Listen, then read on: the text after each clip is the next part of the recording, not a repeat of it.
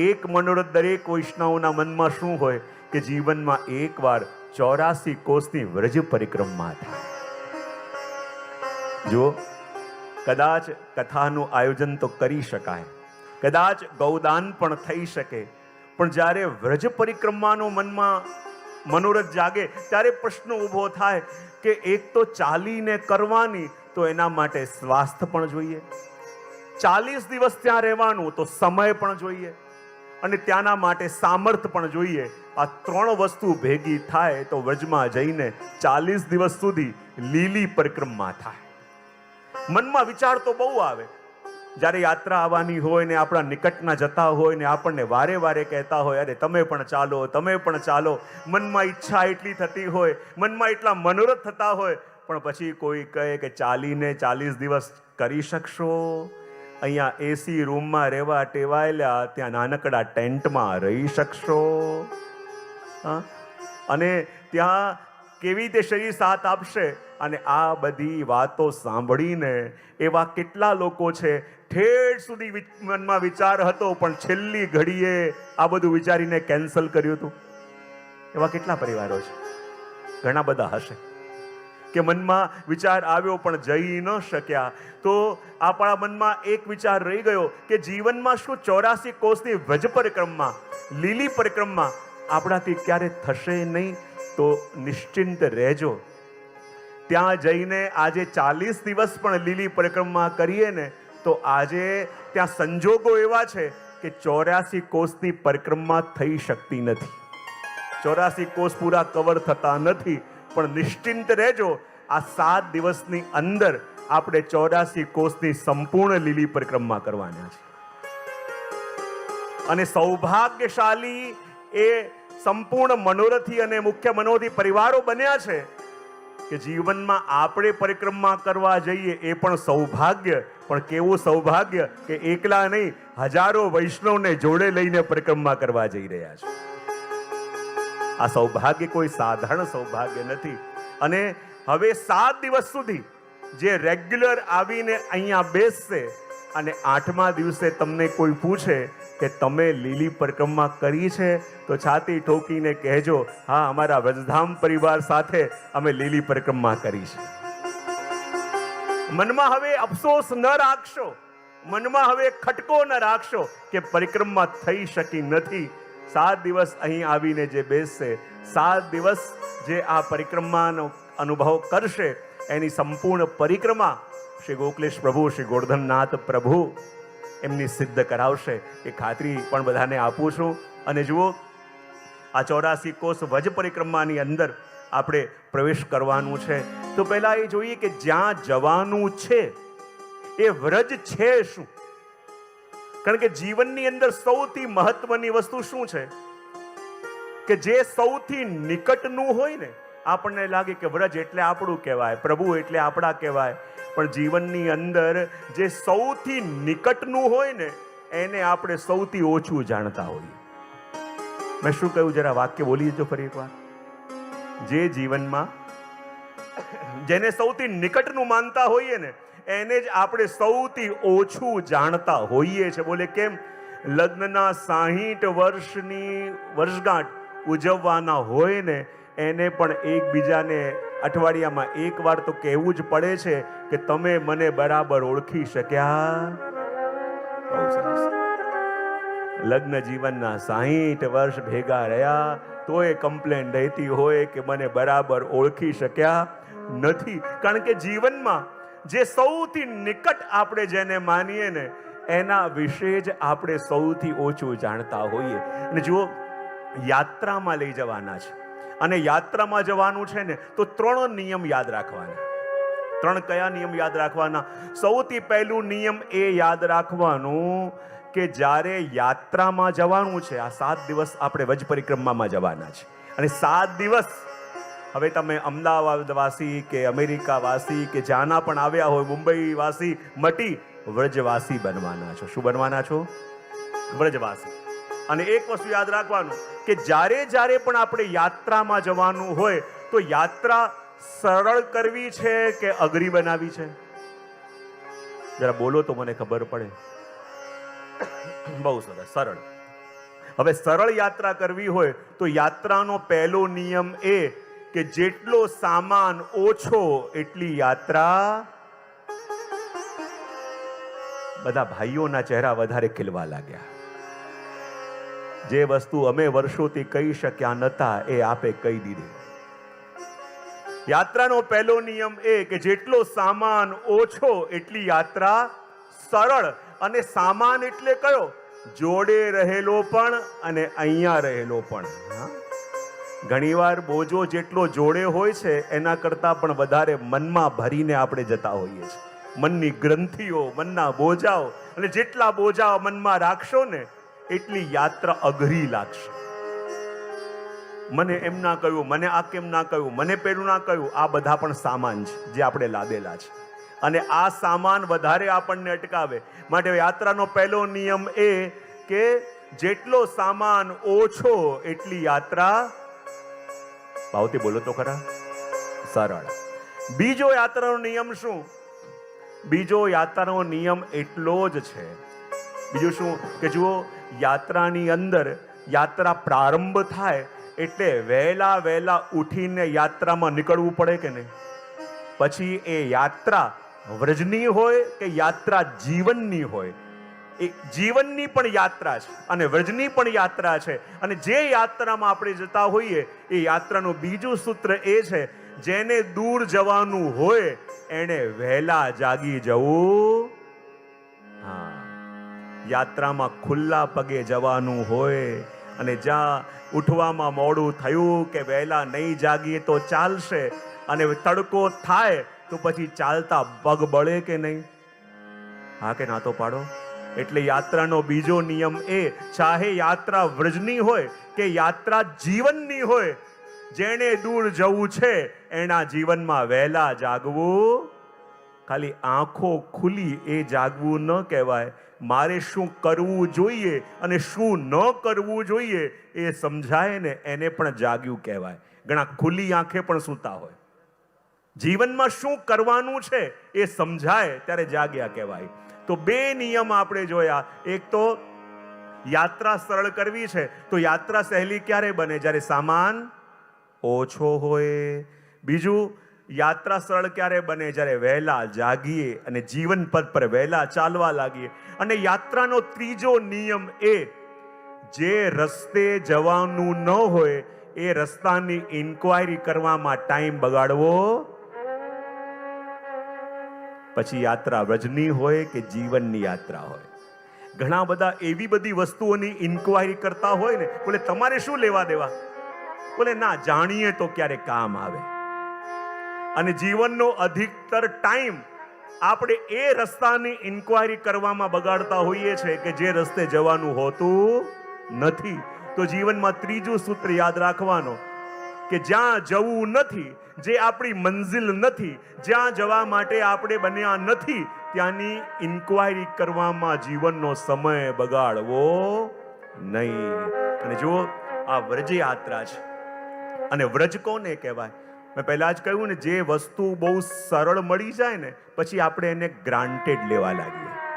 તમે કેરલા જાઓ ને, ત્યાં એક મંદિર છે શબરીમલા, અને કહેવાય કે ત્યાં જેને જવું હોય ને એને 40 દિવસ સુધી કાળા કપડાં પહેરીને રહેવું પડે, 40 દિવસ સુધી જમીનમાં સૂવાનું, 40 દિવસ સુધી ફલાહાર કરવાનો, 40 દિવસ સુધી સત્સંગ કરવાનો, 40 દિવસ સુધી અખંડ ભગવત નામ લેવાનું. અને આ નિયમ પાળે ત્યારે સીડી ચડીને ઉપર દર્શન કરવા જઈ શકે. પણ આપણે તો ટિકિટ કપાવીને સીધા ત્યાં ટિકિટ કપાવીને પહોંચ્યા, અને ટિકિટ કપાવીને સીધા પહોંચી જઈએ તો બહુ સરળતાથી મળી જાય ને એને આપણે ગ્રાન્ટેડ લેવા લાગીએ. તો વ્રજ શું છે?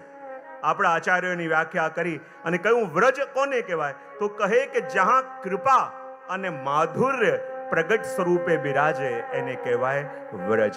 જ્યાં કૃપા પણ છે અને માધુર્ય પણ છે.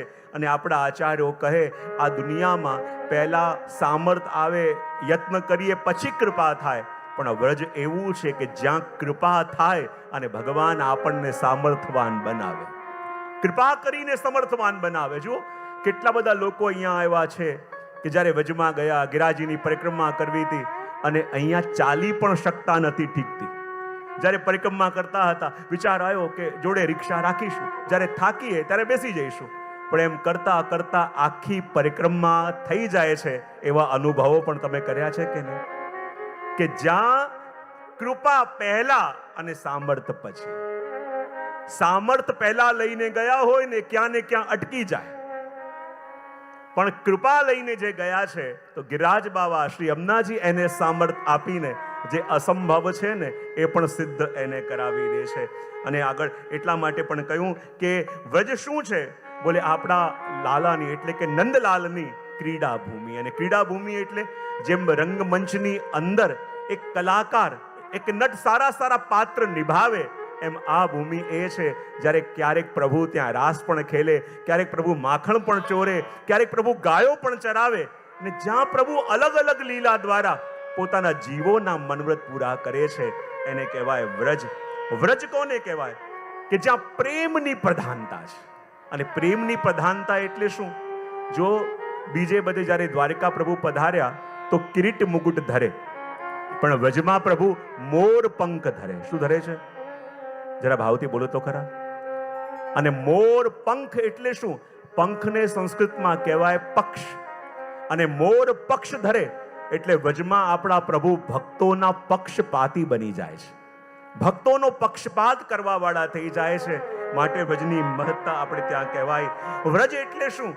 જ્યાં રસાત્મક પ્રભુની રસાત્મક અનુભૂતિ થાય એને કહેવાય વ્રજ. વ્રજ એટલે શું? બોલે આપણા બધાનું સાસરું એને કહેવાય વ્રજ. શું કહેવાય?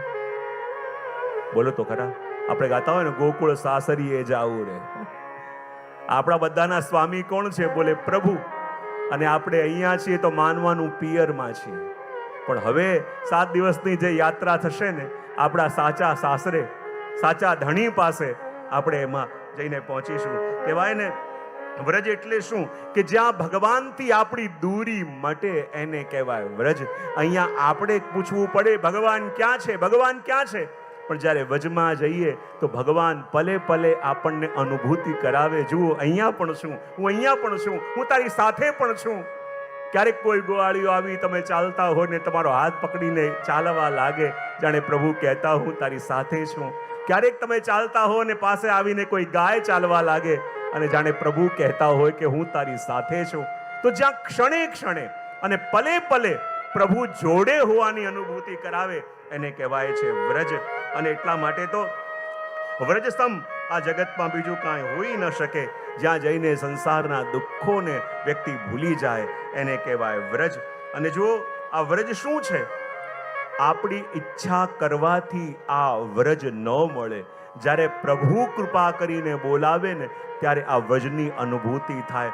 પેલો પ્રસંગ નથી આવતો કે પેલા બહુ મોટા શેઠ હતા, એની પાસે બહુ દ્રવ્ય, એ પણ વૈષ્ણવ, અને એમના ઘરમાં જે કામ કરતો એ સેવક પણ વૈષ્ણવ. હવે શેઠજીની પાસે બહુ પૈસો પણ વ્રજમાં જવાની ઈચ્છા ન થાય. અને જે ઘરમાં કામ કરતો વૈષ્ણવ એને વ્રજમાં જવાની બહુ ઈચ્છા, પણ એની પાસે દ્રવ્ય નહીં. શેઠજી વિચાર કરે બધા લોકો વ્રજમાં જાય છે પણ મને અંદરથી વ્રજમાં જવાની ઈચ્છા થતી નથી. પણ મારા ઘરમાં જે કામ કરે છે એ બિચારાને વ્રજમાં જવાની ઈચ્છા બહુ, પણ એની પાસે સગવડ નહીં. એક પ્લાન કરું તો મારું કામે થઈ જાય ને એનું કામે થઈ જાય. શેઠજી એને બોલાવ્યો અને કહે જો ભાઈ તારે વ્રજમાં જવું છે? બોલે હા. બોલે તારે વ્રજમાં જવું છે પણ તારી પાસે પૈસા નથી. મારી પાસે પૈસા બહુ છે પણ વ્રજમાં જવાની ઈચ્છા થતી નથી. મારું એક કામ કરીશ તો તારું કામે થઈ જાય અને મારું કામે થઈ જાય. બોલે શું?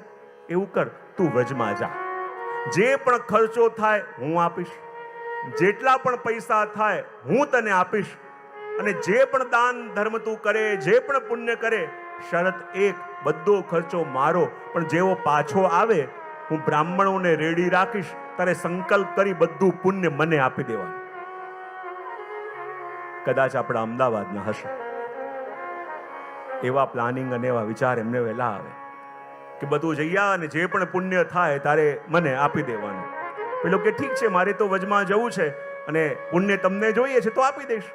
અને વજમાં ગયા, 3-4 મહિના વજની અંદર રહ્યા, ખૂબ પાન કર્યું, પૂજન કર્યું, દાન દક્ષિણા કરી, ગોકુલમાં જઈને શ્રી મહાપ્રભુજી ગુસાઈજીની ખૂબ ટહેલ કરી, ને જ્યારે 3-4 મહિના પછી પાછા આવ્યા અને શેઠજીએ 21 બ્રાહ્મણ રેડી રાખ્યા છે. પેલો વૈષ્ણવ આવ્યો અને કહે કે હું 3 મહિના ખૂબ આનંદ કરી આવ્યો. શેઠજી કહે બીજું બધું વાત પહેલા પછી કરજે, પહેલા સંકલ્પ કર. પેલો કે થાકીને આવેલું જરા ચા પાણી તો, બોલે બધું પછી, પહેલા સંકલ્પ કર. અને સંકલ્પ કરી જેટલું પુણ્ય લઈને આવ્યો છે ને એ બધું ખાલી કર. પેલો બેઠો અને કહે ભજમાં જઈને મેં જેટલું દાન પુણ્ય કર્યું, મેં જેટલી પણ પરિક્રમા કરી, મેં જે પણ કંઈ સારું કર્યું, ગૌદાન કર્યું, બધાનું પુણ્ય શેઠજી હું આપને આપું છું. શેઠજી કહે આ તો તે જે સત્કાર્ય કર્યા એનું પુણ્ય આપે છે. તે યમુનાજીના પાન કર્યા, શ્રી ગિરિરાજજીના દર્શન કર્યા, મહાપ્રભુજી ગુસાઈજીની સેવા કરી, એનું ફળ ક્યાં છે? ત્યારે વૈષ્ણવની આંખમાં આંસુ આવ્યા અને કહ્યું કે જે દાન દક્ષિણા કરી, જે પુણ્ય કર્યું એનું ફળ હું આપને આપી શકું, પણ યમુનાજીના દર્શન કર્યા, શ્રી વલ્લભની ટહેલ કરી, ગિરિરાજજીની ટહેલ કરી, એ તો સ્વયં ફળ છે. પુણ્યનું ફળ આપું, ફળનું ફળ કેવી રીતે આપી દઉં? એ તો સ્વયં ફળ રૂપે મને મળ્યું. આ ફળ કેવી રીતે હું આપી શકું? કારણ કે વજમાં જઈએ અને વજ સાક્ષાત ફળ રૂપે ફલિત થાય ત્યારે આ સિદ્ધ થયું આપણને કહી શકાય. અને એટલા માટે જે વ્રજની અંદર આપણે પ્રવેશ કરવાનો છે, જે વ્રજની અંદર આપણે જવાનું છે, સૌથી પહેલા આપણે એ જાણવું પડે કે આ વ્રજ છે શું. અને આજે જે વ્રજ આપણે જોઈએ છે એ આખું વ્રજ પ્રગટાવ્યું કોણે? જ્યાં સુધી આપણે એ જાણી ન શકીએ, આપણને ખબર ન પડે કે વ્રજ શું છે. અને સૌથી પહેલી વસ્તુ એ કે વ્રજમાં કોણ જઈ શકે, અને વ્રજમાં જવાનો સૌથી મોટો અધિકારી કોણ? કે જેને કૃષ્ણ સિવાય બીજું કાંઈ જોઈતું નથી, એ વ્રજ યાત્રાનો અધિકારી બની શકે. વ્રજમાં જવું છે કોને પામવા? બોલે પ્રભુને પામવા. વ્રજમાં જવું છે કોના દર્શન કરવા? બોલે પ્રભુના. વ્રજમાં જવું છે કોની ચર્ચા કરવા? બોલે પ્રભુની. વ્રજમાં જવું છે કોની ટહેલ કરવા? માનો પ્રભુની. જેને પ્રભુ સિવાય બીજું કાંઈ જોઈતું નથી, એ જ આ વ્રજના યાત્રાનો અધિકારી છે. કોઈ કહ્યું છે ને, ભગવાને એક જીવને પૂછ્યું કે તું વ્રજમાં આવી તો રહ્યો છે, પણ બતા તને શું જોઈએ? બતા વ્રજમાં આવીને તારે શું જોઈએ? એ જીવે કહ્યું કે ઉन्होंने कहा कुछ मांगो, उन्होंने कहा कुछ मांगो और मैंने उन्हें उन्हीं से मांग लिया. જ્યારે પ્રભુએ કહ્યું બતા તારે શું જોઈએ, એણે કહ્યું બસ પ્રભુ આપ જોઈએ. અને જ્યારે કહ્યું કે उन्होंने कहा कुछ मांगो और मैंने उन्हें उन्हीं से मांग लिया, उन्होंने कहा मुझे नहीं कुछ और मांगो. પ્રભુ કહ્યું તને આપવાનું કહું છું, તારે જે જોઈએ તે માંગો. પહેલા તો કહ્યું કે મને તો આપ જોઈએ છે. પ્રભુ કહ્યું હું નહીં, બીજું કંઈક માંગો. उन्होंने कहा मुझे नहीं कुछ और मांगो, तो मैंने कहा ऐसे करो राधा का श्याम दे दो. મેં કહ્યું એવું કરો, રાધાજીનો શ્યામ આપી દો. એમણે કહ્યું કે આ નહીં, બીજું કંઈક માંગ. પ્રભુ કહે તારે જે જોઈએ તે આપું, આ નહીં તો બીજું કંઈક માંગ. તો કહ્યું ऐसे करो કે मीरा का गिरधर दे दो. प्रभु कहूं ये नहीं कुछ और मांगो, तो मैंने कहा ऐसे करो अर्जुन का पार्थ दे दो. भगवान ने कहा ये नहीं कुछ और मांगो, तो मैंने कहा यशोदा का लाला दे दो. मैंने कहा ये नहीं कुछ और मांगो, तो उसने कहा सुदामा का सखा दे दो. मैंने कहा ये नहीं कुछ और मांगो, तो उसने कहा ऐसे करो कि श्री वल्लभ का श्रीनाथ दे दो. જ્યારે પ્રભુથી પ્રભુને માંગીએ ત્યારે વ્રજમાં જવાના અધિકારી આપણે બનતા હોઈએ. વ્રજમાં જવાની એ અધિકારીતા આપણી અંદર આવતી હોય છે. અને એટલા માટે આ જ્યારે વ્રજની અંદર આપણે પ્રવેશ કરીએ છીએ ને, તો વ્રજના 3 મુખ્ય નામ શાસ્ત્ર પ્રસિદ્ધ છે. સૌથી પહેલું નામ વ્રજનું છે સુરસેન દેશ. કયું? જરા ભાવથી બોલો તો ખરા. બીજું મથુરા મંડલ, અને ત્રીજું વ્રજ. આ 3 નામો વ્રજ માટે પ્રસિદ્ધ છે. અને જ્યારે વ્રજની અંદર આપણે પ્રવેશ કરવાનો હોય ને, તો વ્રજ ક્યારે સમજાય? વ્રજની ભૂમિ, વ્રજની રજ, વ્રજવાસી, વ્રજની બોલી, આ બધું જ્યારે જાણીએ ને ત્યારે વ્રજ સમજાય. અને વ્રજને જાણવું છે તો વ્રજની ભાષાને પણ જાણવી પડે. વ્રજની ભાષા, વ્રજ ભાષા આપણે કહીએ ને, આ વ્રજ ભાષા માટે તો આપણા વ્રજના રસિક ભક્તોએ કહ્યું છે કે આ વ્રજ ભાષા શું છે? તો આપણા રસિક ભક્તો કહે કે ये व्रज भाषा तो वो भाषा है, ये व्रज भाषा तो वो भाषा है કે જ્યાં ભાષાને વાણી કે વિધાતા કો બોલનો સિખાયો है। આ વ્રજ ભાષા કઈ ભાષા છે? જે ભગવાને કુરુક્ષેત્રમાં જઈને ગીતાનો ઉપદેશ આપ્યો, એ ગીતાના ઉપદેશક ભગવાન યદિ બોલતા શીખ્યા છે તો કઈ ભાષામાં શીખ્યા છે? વ્રજ ભાષામાં। યાની ગીતાના ઉપદેશકને પણ, વાણીના વિધાતાને પણ બોલતા આવડ્યું છે તો વ્રજ ભાષામાં આવડ્યું છે। માટે આ વ્રજ ભાષા એ પણ ભગવાનનું અધરામૃત છે। અને આજથી બધા નિયમ લો કે હવે જ્યારે પણ કોઈને આ 7 દિવસ માટે ગ્રીટ કરશો તો પૂછવાનું, ભૈયા કેસે હો? કેવી રીતે પૂછશો? હા, એકાદ વ્રજભાષાનો શબ્દ દિવસમાં ઉપયોગ થાય, હા, બીજું કઈ ના થાય તો સવારે ઉઠીને યમુના મૈયા કી જય બોલી લેજો, અને એ વ્રજભાષા મુખમાં રહેશે તો વ્રજવાસી બનેલા રહેશો। અને એટલા માટે જ્યારે સ્કંદ પુરાણની અંદર આપણે દર્શન કરીએ તો જેમ શ્રીમદ ભાગવતજીના મહાત્માનું વર્ણન પદ્મ પુરાણ અને સ્કંદ પુરાણમાં છે, અને એ સ્કંદ પુરાણની અંદર વ્રજનું મહાત્મા આપણને બતાવવામાં આવ્યું છે કે જે વ્રજ આજે આપણે જોઈએ છે એ વ્રજ કોણે પ્રગટાવ્યું? કારણ કે જ્યારે ભગવાન સ્વધામ પધાર્યા તો શાસ્ત્રો એમ કહે છે કે એ દિવસે આખું વ્રજ નષ્ટ થઈ ગયું। જે દિવસે ભગવાને આસુર વિવાહમાં લીલા કરી એ દિવસે એમ કહેવાય છે કે આખું વ્રજ નષ્ટ થઈ ગયું, વ્રજમાં કંઈ ન વધ્યું। ને જ્યારે વ્રજમાં કંઈ ન વધ્યું અને કહેવાય પ્રભુનું નામ રૂપ લીલા ધામ બધું સમાન કહેવાય, ને જ્યારે પ્રભુના સ્વધામ ગમન પછી એમ કહેવાય કે જ્યારે વ્રજ નષ્ટ થયું, ખાલી પ્રભુના 16,000 રાણીઓ અને પ્રભુના પૌત્ર અનિરુદ્ધલાલજીના પુત્ર વજ્રનાભજી રહ્યા, અને એમને અર્જુન પોતાની સાથે લઈને હસ્તિનાપુર લાવ્યા। અને જ્યારે હસ્તિનાપુર લાવ્યા અને યુધિષ્ઠિરે કહ્યું કે જો આ મથુરા મંડલના રાજા હું વજ્રનાભજી આપને બનાવું છું, એમ કહી પ્રભુના પૌત્ર અનિરુદ્ધલાલજીના પુત્ર વજ્રનાભજીને યુધિષ્ઠિરે રાજગાદીનો તિલક કર્યો અને કહ્યું કે આજથી આખા વ્રજના આ મથુરા મંડલના રાજા આપ છો। એમ વજ્રનાભજીને રાજા બનાવ્યા, પણ વજ્રનાભજી બહુ ચિંતિત હતા અને દુખી હતા। જ્યારે એકવાર પરીક્ષિત ફરતા ફરતા એમને મળવા માટે આવ્યા અને કહ્યું કે આપ તો આ મથુરા મંડલના રાજા છો, પછી દુખી કેમ લાગો છો? ત્યારે વજ્રનાભજીએ કહ્યું કે મને આ મથુરા નગરીનો રાજા તો બનાવી દીધો છે, આ વ્રજનો રાજા તો બનાવ્યો છે, પણ આખા વ્રજની અંદર કોઈ મનુષ્ય જ રહ્યા નથી, ખાલી વાનરો જ છે। હું રાજ કરું તો કોનું કરું? આખી મથુરા નગરી, આખું વ્રજ નષ્ટ થઈ ચૂક્યું છે, અહીંયા કોઈ સ્થાન જ શેષ રહ્યા નથી, તો હું રાજ કરું તો કોનું કરું? અહીંયા પ્રજા તો છે નહીં, અને મને રાજા બનાવ્યો છે તો એવી ભૂમિમાં બનાવ્યો છે કે જ્યાં કંઈ શેષ રહ્યું નથી, તો હું શું કરું? ત્યારે પરીક્ષિતે કહ્યું એવું કરો, નંદરાયજીના જે પુરોહિત શાંડિલ્ય મુનિ અહીંયા રહે છે, તમે એમને મળો, એ તમારા મનનું સમાધાન કરશે। જ્યારે વજ્રનાભજી ગયા શાંડિલ્ય મુનિ પાસે, અને શાંડિલ્ય મુનિને કહ્યું કે મને આ વ્રજનો રાજા બનાવવામાં આવ્યો છે, યુધિષ્ઠિરજીએ રાજા બનાવી દીધો, પણ આખા વ્રજમાં કોઈ મનુષ્ય નથી, અને કોઈ મનુષ્ય નથી, ખાલી વાનરો છે, તો હું રાજા કહેવાઉં તો કેવી રીતે કહેવાઉં? અને રાજ કરું તો કોનું કરું? મારા મનના પ્રશ્નનું સમાધાન આપો। ત્યારે શાંડિલ્ય મુનિએ કહ્યું કે જ્યારે જેમ સૂરજ ઉગે છે તો પ્રકાશ ઉગ્યા વિના રહેતું નથી, જળ પીએ તો એમાં શીતળતા રહેલી જ છે, એમ આખું વ્રજ એમાં તમને કોઈ દેખાય કે ન દેખાય, પણ આ વ્રજ એ છે જેમાં ભગવાન કૃષ્ણ અને રાધાજી કણ કણમાં રહેલા છે। આ આખા વ્રજની અંદર એક પણ અણુ એવો નથી, આ વ્રજમાં તમને ઓર કોઈ દેખાય કે ન દેખાય, પણ વ્રજના કણે કણની અંદર કૃષ્ણ છે, અહીંની હવામાં કૃષ્ણ છે, અહીંના એક એક વૃક્ષના પાંદડાઓમાં કૃષ્ણ છે, અહીંની એક એક રમી રહેલી ગાયોના અંદર કૃષ્ણ છે, એક પણ જગ્યા એવી નથી જેમાં કૃષ્ણ નથી। ત્યારે વજ્રનાભજી કે આપ તો કહી રહ્યા છો, પણ એનો અનુભવ મને કેમ થતો નથી?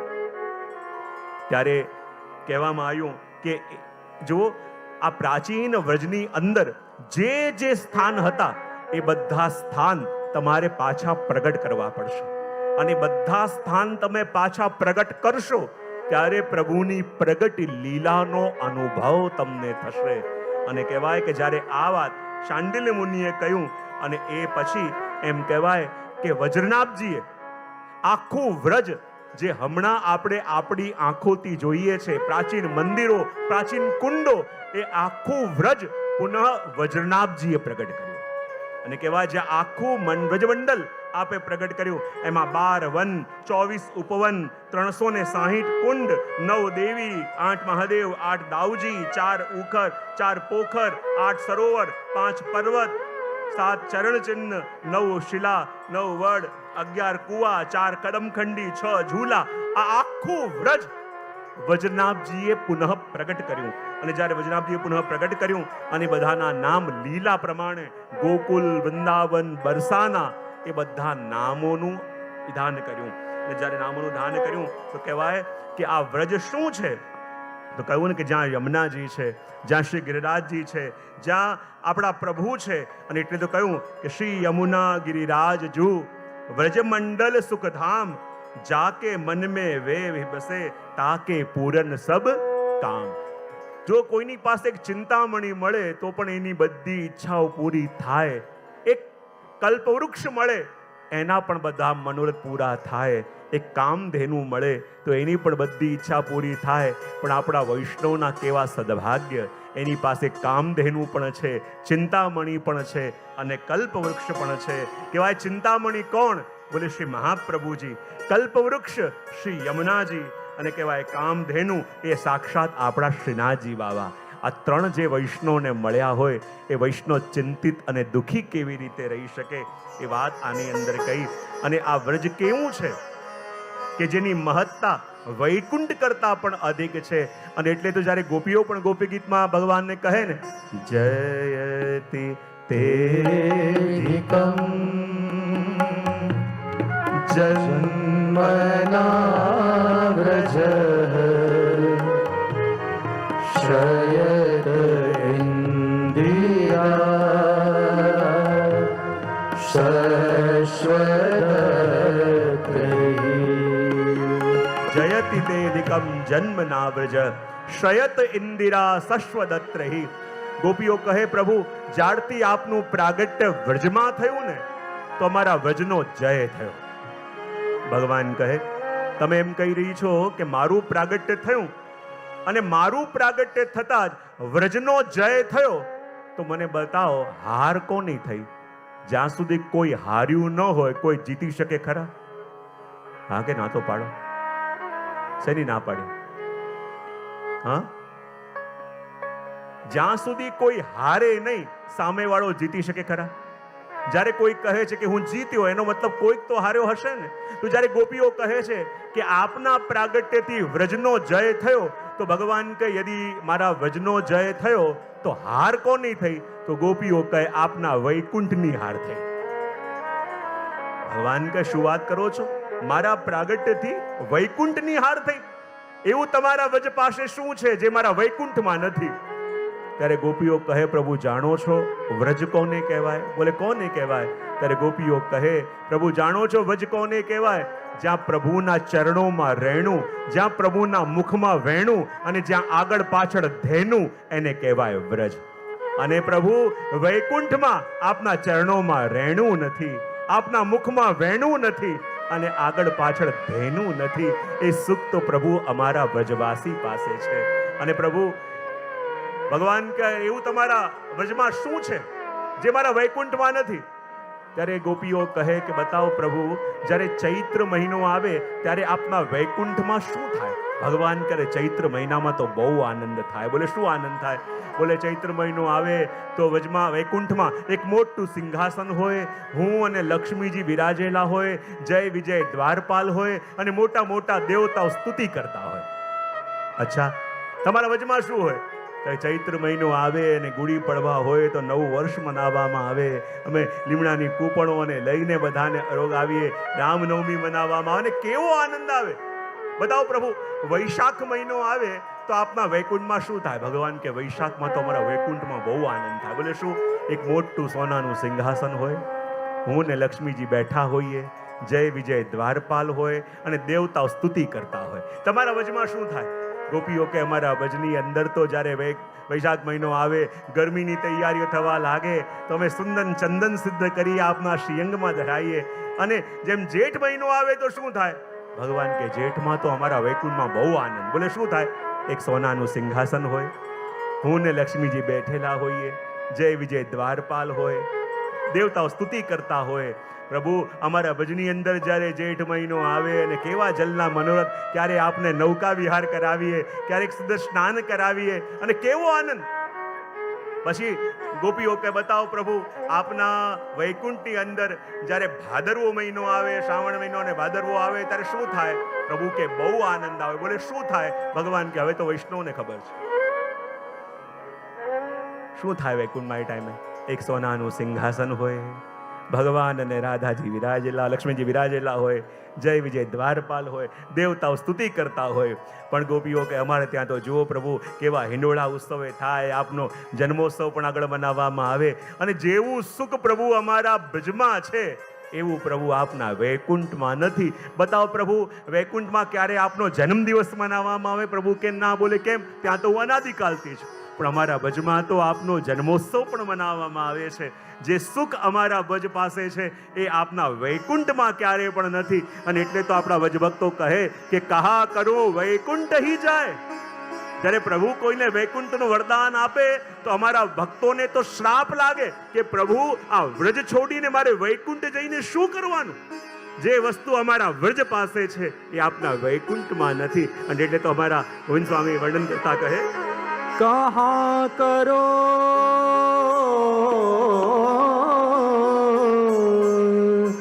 वैकुंठ ही जाय, कहाँ करो वैकुंठ ही जाय, कहाँ करो वैकुंठ ही जाय, जहाँ नहीं बंसी बट यमुना, जहाँ नहीं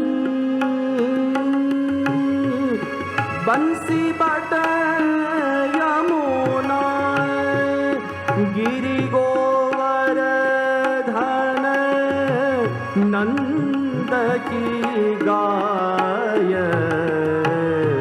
कहाँ करो वैकुंठ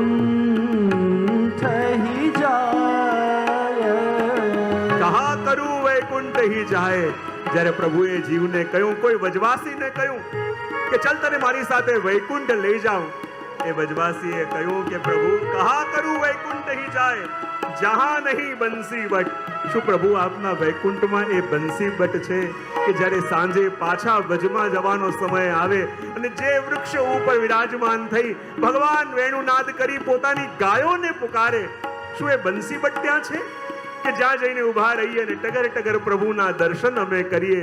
ભગવાન કે ત્યાં બંસી બટ્ટો વૈકુંઠમાં નથી. એ કહે કે શું એ વૈકુંઠની અંદર શ્રી યમુનાજી છે કે જે ભક્તોના મનોરથોને સિદ્ધ કરે છે, ભક્તોને જેવા છે એવા અપનાવે છે, ભક્તોને સનાત કરે? શું એવા યમુનાજી આપના વૈકુંઠમાં છે? બોલે એ યમુનાજી તો ત્યાં નથી. કહે શું મારા ગિરિરાજ બાબા વૈકુંઠમાં છે કે જેના દર્શન કરીને એમ લાગે કે જાણે આ રાધાજીના મનમાં જાગેલો મનોરથ શ્રી ગિરિરાજીના રૂપમાં હું પ્રગટ દર્શન કરું છું. યદિ એ ગિરિરાજી ન હોય, મારા યમુનાજી ન હોય અને નંદજીની ગાયો ન હોય તેવા વૈકુંઠમાં જવાની મારી કોઈ ઈચ્છા નથી. જે ગાયો ભજની અંદર પ્રભુને શોધતી આમ ભાગતી હોય તેમ ભાગતી હોય, ચાહે વેણુ વગાડીને બોલાવનાર કૃષ્ણ ન દેખાય પણ ભજની અંદર કોઈ દોડતી ગાયને જોઈને એમ ખબર પડી જાય જરૂર આને કોઈએ વેણુ વજાડીને આગળ બોલાવી છે. અને ગાયનું દર્શન કરીને પણ અમને પ્રભુની અનુભૂતિ થાય. એ જો વૈકુંઠમાં નથી તો એવા વૈકુંઠમાં જઈને અમે શું કરીએ? અને આગળ વિનંતી કરતા કહે, जहाँ नहीं यह कुंज लता द्रुम, जहाँ नहीं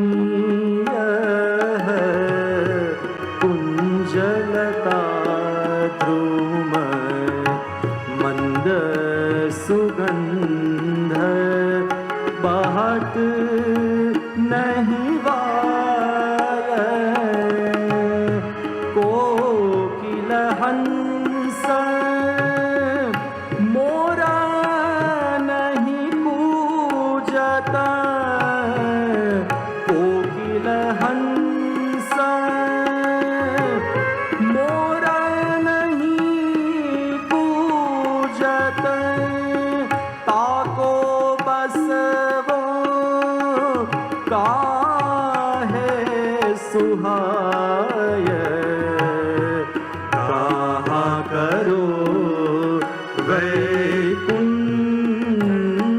ही जाय। ભગવાન કહે ચલ મારા વૈકુંઠમાં એકવાર તો ચલ, અને ભક્ત કહે કૃપા કરીને બતાવો કે શું ત્યાં સુંદર કુંજ લતાઓ જે અમારા ભજમાં છે એ આપના વૈકુંઠમાં છે? પ્રભુ કે એ તો નથી. ત્યારે ભક્ત કહે જે લતાઓના છાવ નીચે બેસીને મારા પ્રભુ વિરાજમાન હોય, ક્યાંક મારા રાધાજી સાથે વિરાજમાન હોય, यदि એ લતાઓ પતાઓ ન હોય, જે મારા પ્રભુનું ઘર છે, એ છોડીને હું બીજે ક્યાં જાઉં?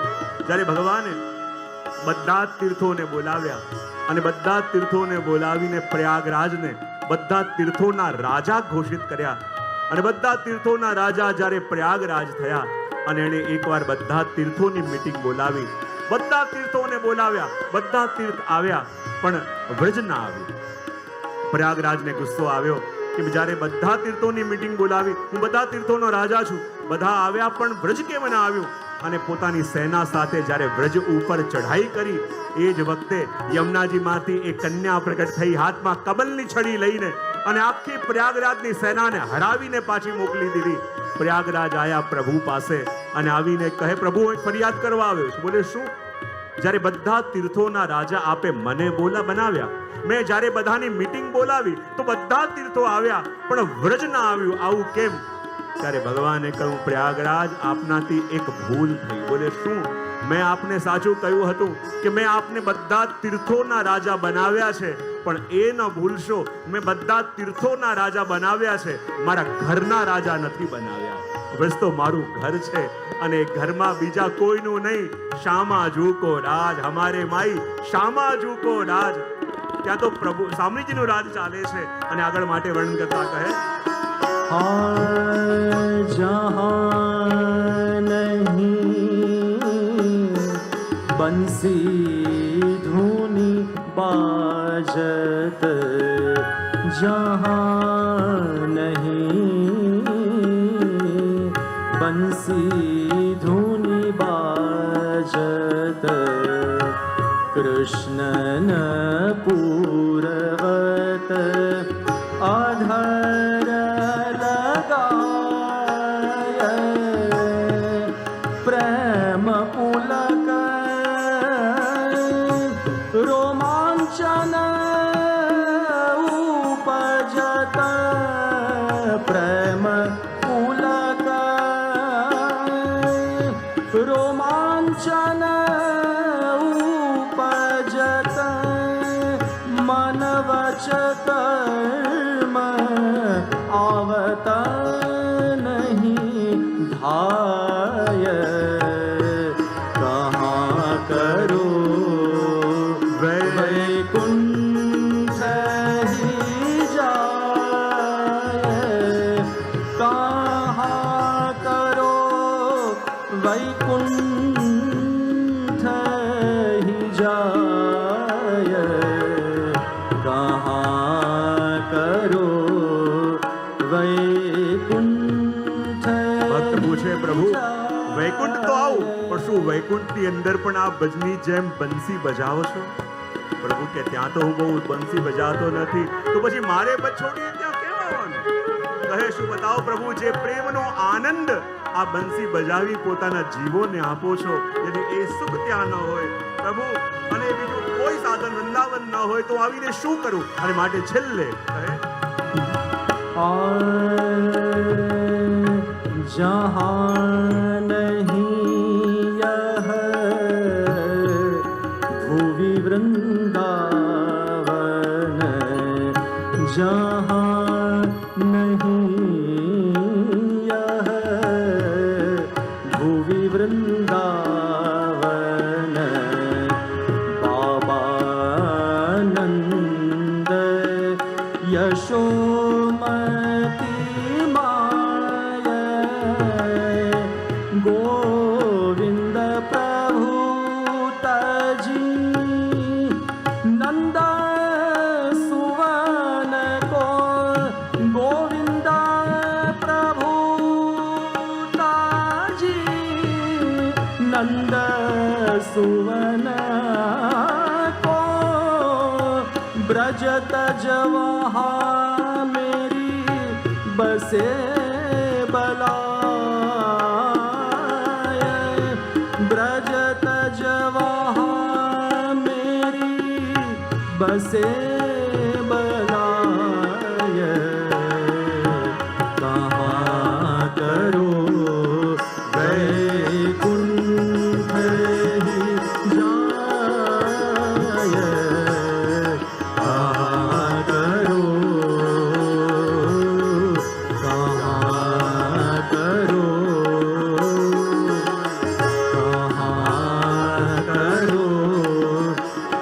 वैकुंठ ही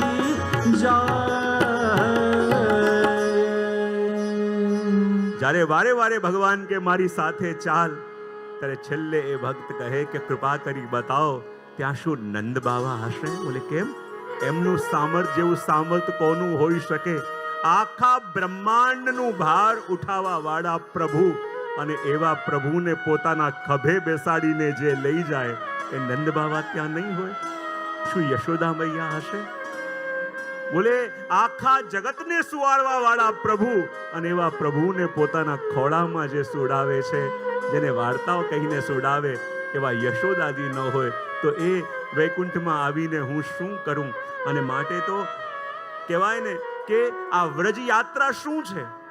કારણ કે પ્રભુ વ્રજ છોડીને ક્યાંય જતા નથી, અને વ્રજ યાત્રાનું શ્રવણ કરતા કરતા આપણે પણ પોતાના ઘરને વ્રજ બનાવી લઈએ તો આપણે સદા વ્રજવાસી હોવાનું જ સુખ પ્રાપ્ત કરીએ. અને કોઈ વૈષ્ણવે બહુ સુંદર કહ્યું કે મારા પ્રભુને વ્રજ છોડીને ક્યાંય જવું ગમતું નથી, તો કેમ ન હું મારા ઘરને પણ આજથી વ્રજ બનાવી દઉં.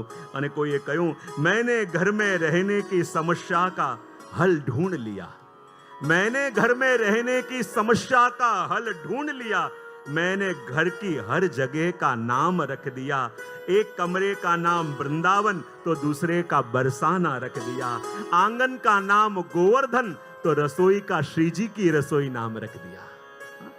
આપણા ભજ સાંભળતા સાંભળતા એક ઓરડો જ્યારે વૃંદાવન બને, એક બરસાના બને, એક ગોવર્ધન બને, અને સાચા અર્થમાં આપણે નિત્ય ભજવાસી બનીએ. અને એટલા માટે આગળ વર્ણન કરતા આપણને કહી રહ્યા છે કે આ યાત્રામાં આપણે જવાનું છે. તો આપણે ત્યાં છે ને બે શબ્દો બહુ પ્રચલિત છે. ઘણા કહેતા હોય અમે યાત્રામાં જઈએ છીએ, અને કેટલાક જે જૂના છે અને સૌરાષ્ટ્રમાં અમે જાત્રાએ જઈએ છીએ. બે શબ્દો આપણે ત્યાં પ્રચલિત છે. કયા કયા? યાત્રા અને બીજું. આમાંથી યાત્રા કેટલાય કરી છે? હાથ ઉપર કરજો. બહુ સરસ. અને હવે જાત્રા કેટલાય કરી છે? હાથ ઉપર કરજો. વાહ, બહુ સરસ. પણ બંનેનો ફરક શું છે? યાત્રા કરી કોને કહેવાય અને જાત્રા કરી કોને કહેવાય?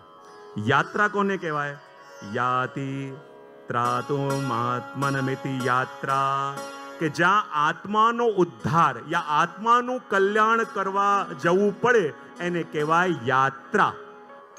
હવે જાત્રા કોને કહેવાય? જાયતે અન્યેષામ ત્રાસા તેતી જાત્રા. પોતાના આત્માનું કલ્યાણ કરવા જઈએ એને કહેવાય યાત્રા, અને બીજાને ત્રાસ આપવા જઈએ એને કહેવાય જાત્રા.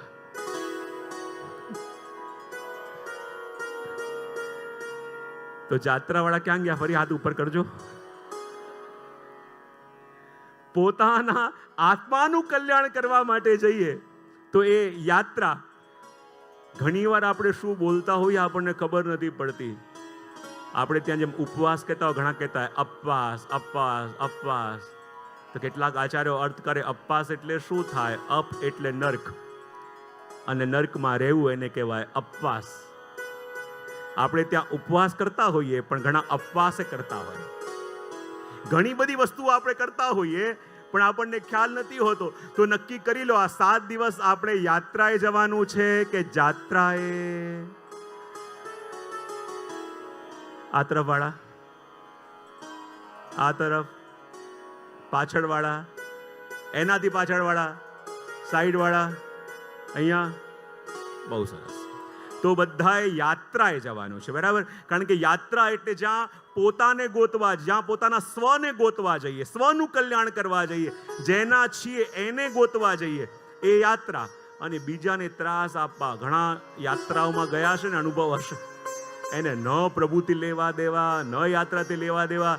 સવારે ઉઠીને ખાલી ઝઘડો, આજે લીંબુ પાણી ન મળ્યું, ચા મોડી મળી, આજે આ ના મળ્યું, પેલું ના મળ્યું, એ ચાલતું હોય. ત્યારે એને શું કહેવાય? યાત્રા.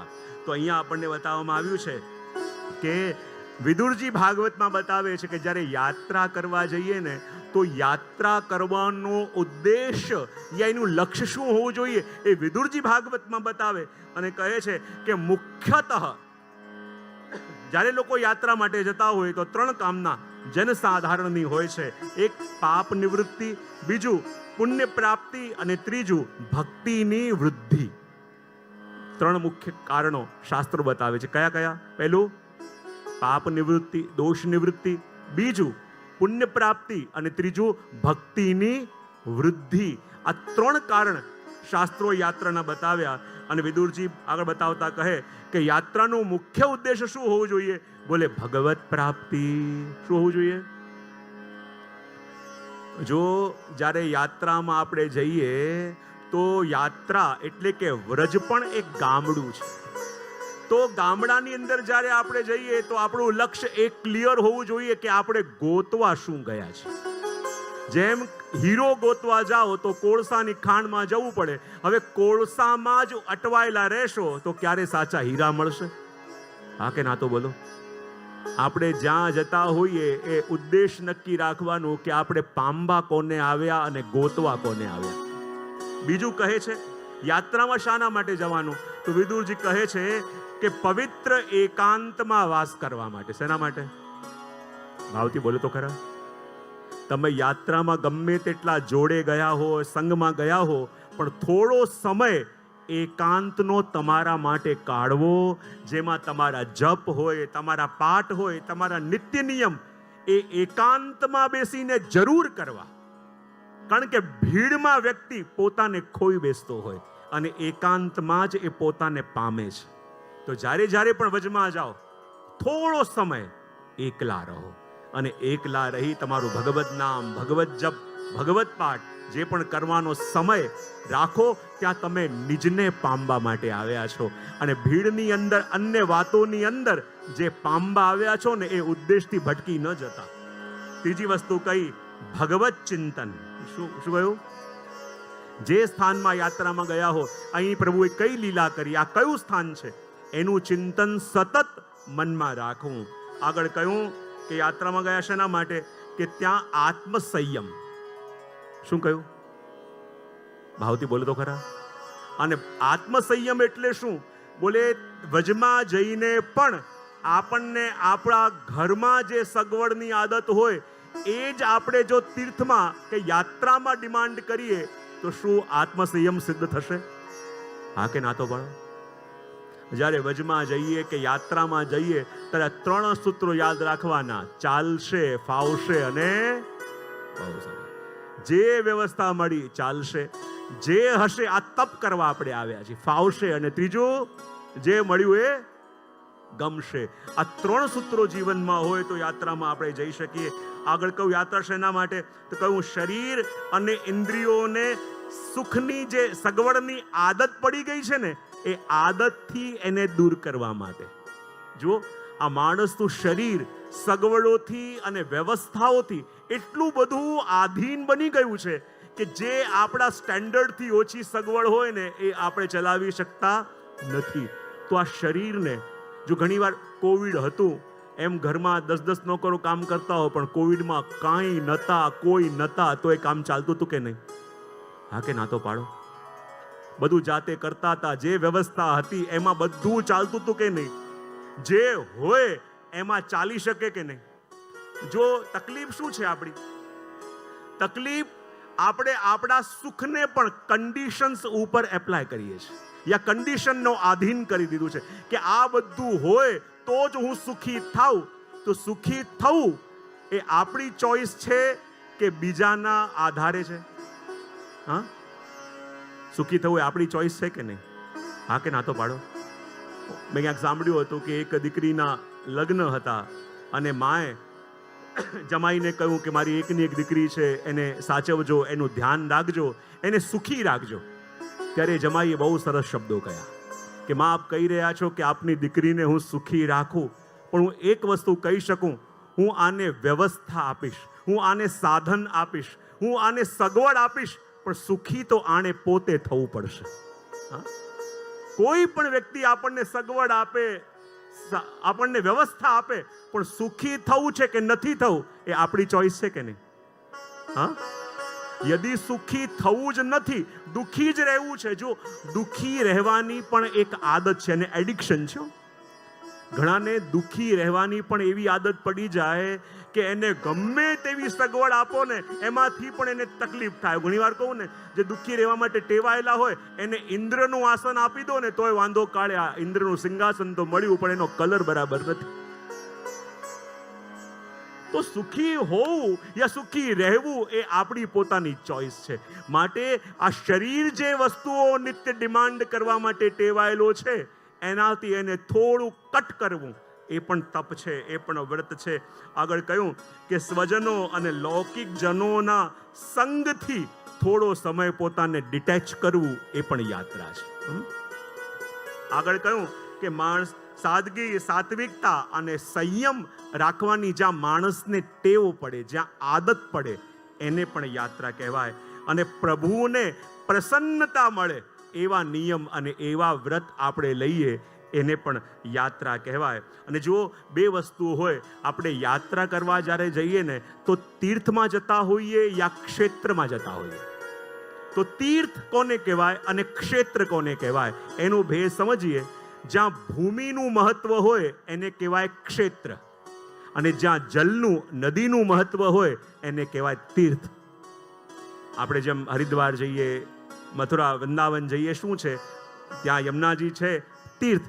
તમે કુરુક્ષેત્ર જાઓ તો ક્ષેત્ર કયું કે નહીં? જ્યાં ભૂમિનું મહત્વ એને કહેવાય ક્ષેત્ર, ને જ્યાં જલનું મહત્વ હોય એને કહેવાય તીર્થ.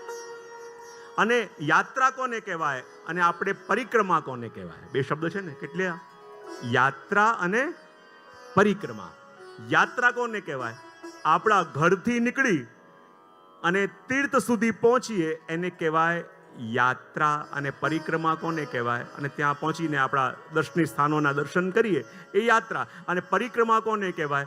જેના માટે ગયા હોઈએ એ સ્થાન આપણા જમણા હાથ તરફ રહે એ પ્રકારે એની પ્રદક્ષિણા આપણે કરીએ એને કહેવાય પરિક્રમા. તો તીર્થ અને પરિક્રમા એ બંનેમાં આપણે દર્શન કર્યા. અને જો સમસ્ત આપણે ત્યાં શબ્દ આવે છે લીલી પરિક્રમા અને સૂકી પરિક્રમા. કયા બે શબ્દો આપણે આવે છે? ભાદરવા મહિનાની અંદર જ્યારે પરિક્રમા આપણે કરીએ છીએ એને લીલી પરિક્રમા કે, કારણ કે વરસાદનો સમય હોય છે, અને વસંતમાં અને વાઘના સમયમાં તમે કરો એને સૂકી પરિક્રમા કહેતા હોય.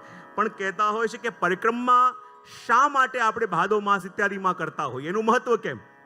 તો આપણે ત્યાં આવે છે કે ભગવાને જ્યારે એકવાર વૃષભાસુરને માર્યો, અને જ્યારે વૃષભાસુરને માર્યો ત્યારે રાધાજી આવીને કહેવા લાગ્યા, અરે પ્રભુ, એ તો ગૌવંશ છે, એને આપે માર્યો. ભગવાન કે અરે વૃષભાસુર તો રાક્ષસ હતો, એને મેં માર્યો. રાધાજી કે ભલે રાક્ષસ હતો પણ આવ્યો હતો ગૌવંશના રૂપમાં, અને માટે આપે પ્રાયશ્ચિત કરવું પડશે. ભગવાન કે તો રાક્ષસ તો. દાદાજી કહે યદિ આપ જ પ્રાયશ્ચિત નહીં કરો તો આવનાર પેઢીઓ એ ગાયના વંશની રક્ષા કેવી રીતે કરશે? અને માટે જ્યાં સુધી આપ પ્રાયશ્ચિત નહીં કરો અમે પ્રભુ આપની સાથે નહીં બોલીએ. તો કહે પ્રાયશ્ચિત કેવી રીતે કરવાનું? તો રાધાજી કહે આખા ભારતના જેટલા તીર્થો છે એ બધા તીર્થોની યાત્રા આપ કરશો, બધા જ કુંડોમાં સ્નાન આપ કરશો, ત્યારે આપ શુદ્ધ થશો અને પછી આપની સાથે વાત કરીશું.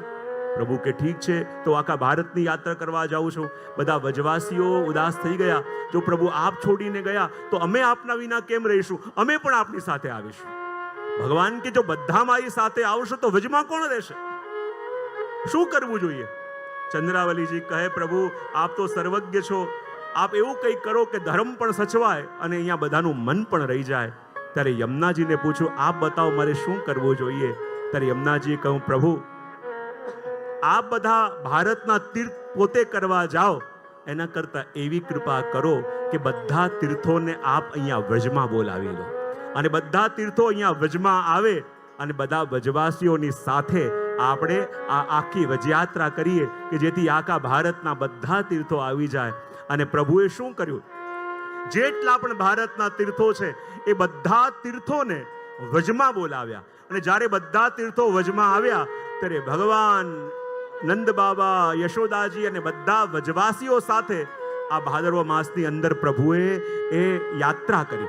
અને જ્યારે પરિક્રમા કરી અને પરિક્રમા કર્યા પછી બધા તીર્થોને કહ્યું કે હવે તમે તમારા સ્થાન પર પાછા જાઓ. બધા તીર્થોએ હાથ જોડીને કહ્યું, પ્રભુ હવે આપના શરણે આવી, આપના વજમાં આવી, અમે પાછા ક્યાં જઈએ? એવી આજ્ઞા પ્રભુ કરો કે સદા અમે વજમાં જ રહીએ. ભગવાન કહે, અરે જે કુલ પુરોહિત છે, તીર્થ પુરોહિત છે, એ તમારા આધારે છે. તમે અહીંયા રહેશો તો ત્યાં એમનું કેમ ચાલશે? પણ બધા તીર્થો કહેવા લાગ્યા, હવે અમારે વ્રત છોડીને ક્યાંય જવું નથી. તો ભગવાને કહ્યું, એવું કરો, એમ તો તમે જ્યાંથી આવ્યા ત્યાં પધારો, પણ જ્યારે ભાદવ મહિનો આવે તો 1 મહિના પૂરતું તમે બધા તીર્થો આવીને વ્રજમાં વાસ કરજો.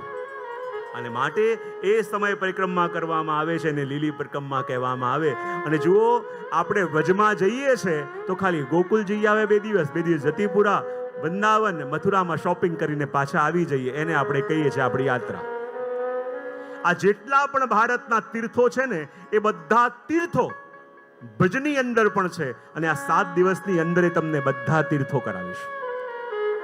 બદ્રીનાથ, કેદારનાથ, ગંગોત્રી, યમનોત્રી, એ બધા સ્થાનો 4 ધામ છે ને એ પણ ભજમાં આવે છે. પણ આપણે ક્યારે પણ સ્થાનમાં બહુ ઓછું જતા હોઈએ, પણ આ 7 દિવસની અંદર એ બધા સ્થાનોનું દર્શન તમને કરાવવાનું છે. અને બધા તીર્થો અહીંયા ભજમાં આવીને વસ્યા. એટલે કોઈ વજવાસીને એમ કહે ને કે તમે ફલાણા તીર્થમાં જાઓ, તે વજવાસી કહેશે કે વ્રજને છોડીને હું ક્યાં જાઉં? એવો કયો તીર્થ છે જે વ્રજમાં નથી? અને એટલે તો વજવાસીઓ કહે ને કે કીર્તિ કુમારી કે પદ પદ પે પ્રયાગરાજ, कीर्ति कुमारी के पद पद पे प्रयागराज, केशव की केली कुंज कोटि कोटि काशी है, यमुना में जगन्नाथ, रेणुका में रामेश्वर और तरु तरु वास कर रहे अयोध्या निवासी है. गोपिन के द्वार द्वार पर्यो रहे हरिद्वार, गोपिन के द्वार द्वार पर्यो रहे हरिद्वार, बद्री विशाल यहाँ बने दास दासी हैं, स्वर्ग अपवर्ग को लेके करेंगे क्या, जान लो हमको हम ब्रज के निवासी हैं. પોતાના વજવાસી હોવાનું ગૌરવ આપતા કહે કે કીર્તિ કુમારી કે પદ પદ પે પ્રયાગરાજ, કે વજમાં જ્યાં જ્યાં અમારા રાધાજી દોડીને જાય છે અને રાધાજીના ચરણોની જ્યાં છાપ છે ત્યાં કોટી કોટી પ્રયાગરાજ અમારા માટે છે.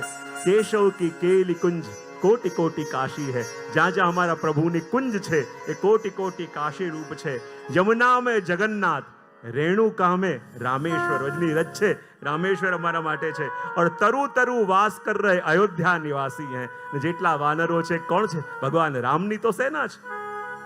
गोपिन के द्वार द्वार पर्यो रहे हरिद्वार, बद्री विशाल यहाँ बने दास दासी हैं, और स्वर्ग अपवर्ग को लेके करेंगे क्या, जान लो हमको हम ब्रज के निवासी हैं. અને એવી વ્રજયાત્રા આપણે પ્રારંભ કરવાની છે. તો આજે પહેલો દિવસ આપણો છે અને પહેલો દિવસ એટલે નિયમ ગ્રહણ કરવાનો દિવસ. નિયમ કોને કહેવાય? જો ઘણીવાર આપણે બહુ વસ્તુ લાઇટલી લઈ લીધા ના, પુષ્ટિ માર્ગમાં આપણે કોઈ નિયમની જરૂર. નિયમ શું છે? નિયમ અંકુશ છે. અને આ મન કેવું છે? મદમત ગજરાજની જેમ. મદમત કંટ્રોલમાં ન રહે એવો ગજરાજ, એની ઉપર પણ અંકુશ આવે તો ગજરાજ સ્થિર થાય કે ન થાય? હા કે ના તો પાડો. તો આપણું મનરૂપી ગજરાજને સ્થિર કરવા માટે નિયમ એટલે અંકુશ. યાત્રામાં પહેલા દિવસે નિયમ ગ્રહણ કરવાનો ક્રમ છે કે નહીં? તો આપણે બધાએ હવે ક્યાં પહોંચવાનું છે? વિશ્રામ ઘાટ. અને આપણે બધાએ વિશ્રામ ઘાટમાં આવી ગયા છીએ. અને વિશ્રામ ઘાટમાં આવી ગયા છીએ અને આજે આપણે નિયમ ગ્રહણ કરવાનો છે. અને નિયમ ગ્રહણ કરવાનો છે એટલે આપણા ડૂઝ એન્ડ ડોન્ટ્સ, કે વજમાં જઈને આપણે શું કરીશું અને આપણે વજમાં જઈને શેનાથી બચીશું. આ બે વસ્તુનો ખ્યાલ હોય તો આપણે વજમાં જવા માટે અધિકારી કહેવાઈએ. તો જ્યારે બધા લોકો વિશ્રામ ઘાટે આવી ગયા છો ને, હવે બધી સીડીઓમાં આપણે ગોઠવાઈ ગયા છીએ. શ્રી યમુનાજી આગળ વહી રહ્યા છે કલ કલ કરતા. શ્રી યમુનાજીના દર્શન આપણે કરી રહ્યા છીએ. યમુનાજીનું પૂજન પણ આપણે બધાએ કર્યું. અને હવે શ્રી યમુનાજીના તટ ઉપર આપણે નિયમ ગ્રહણ કરવાનો છે. નિયમ ગ્રહણ કરવાનો શું છે કે આ વ્રજયાત્રામાં આપણે જ્યાં સુધી છીએ, ચલો તમને છૂટ આપી દઉં આ 7 દિવસ, આ 7 દિવસ માટે, કારણ કે 7 દિવસ માટે આપણે વ્રજયાત્રાએ જવાનું છે, બરાબર? વ્રજયાત્રામાં છે તો આપણે નિયમ ગ્રહણ કરવાનો છે. સૌથી પહેલા તો થોડોક પાન કરીને સંકલ્પ કરી લઈએ. સંકલ્પ કરે બધા હાથમાં જલ લઈ લો, ચમનાજીનો વ્રજયાત્રાનો સંકલ્પ કરી લે પછી નિયમ. ઓમ વિષ્ણુર્વિષ્ણુર્વિષ્ણુ શ્રીમદ્ભગવતો મહાપુરુષસ્ય વિષ્ણુ આજ્ઞયા પ્રવર્તમાનસ્ય અદ્ય બ્રહ્મણોતિપરાર્ધિષ્ય શ્વેતવારાહ કલ્પે વૈવસ્વતમન્વन्तरे अष्टाविंशतितमे कलियुगे कलिप्रथमचरणे भूर्लोके भारतवर्षे भरतखण्डे जम्बुद्वीपे आर्यावन्तार्कब्रह्मावृतैकदेशे मथुरामण्डले यमुनाघाटे चतुर्शीतिव्रजकोशपरिक्रामायाः यात्रायाः संकल्पम् अहं करिष्ये. તો બધા સંકલ્પ કર્યો અને થોડા નિયમ તમને બતાવી દઉં કે આપણે યાત્રામાં જવાનું છે, યાત્રા પ્રારંભ કરવાની છે, તો આ દેહ, આ મન બધું શુદ્ધ રહે તો વ્રજમાં જઈને પ્રભુને સુખરૂપ થવાય. તો પહેલો નિયમ આપણે ત્યાં શું યાદ રાખવાનું કે જ્યારે આ 7 દિવસ દરમિયાન આપણે વ્રજયાત્રામાં છીએ તો યાત્રા દરમિયાન આપણે નિયમ ગ્રહણ કરીએ છીએ કે સત્ય બોલીશું અને મધુર બોલીશું. જરા ભાવથી બોલો. આ યાત્રા દરમિયાન અમે સત્ય બોલીશું અને બીજું, હા, સત્ય પણ કેવું હોવું જોઈએ? જે મધુર લાગે.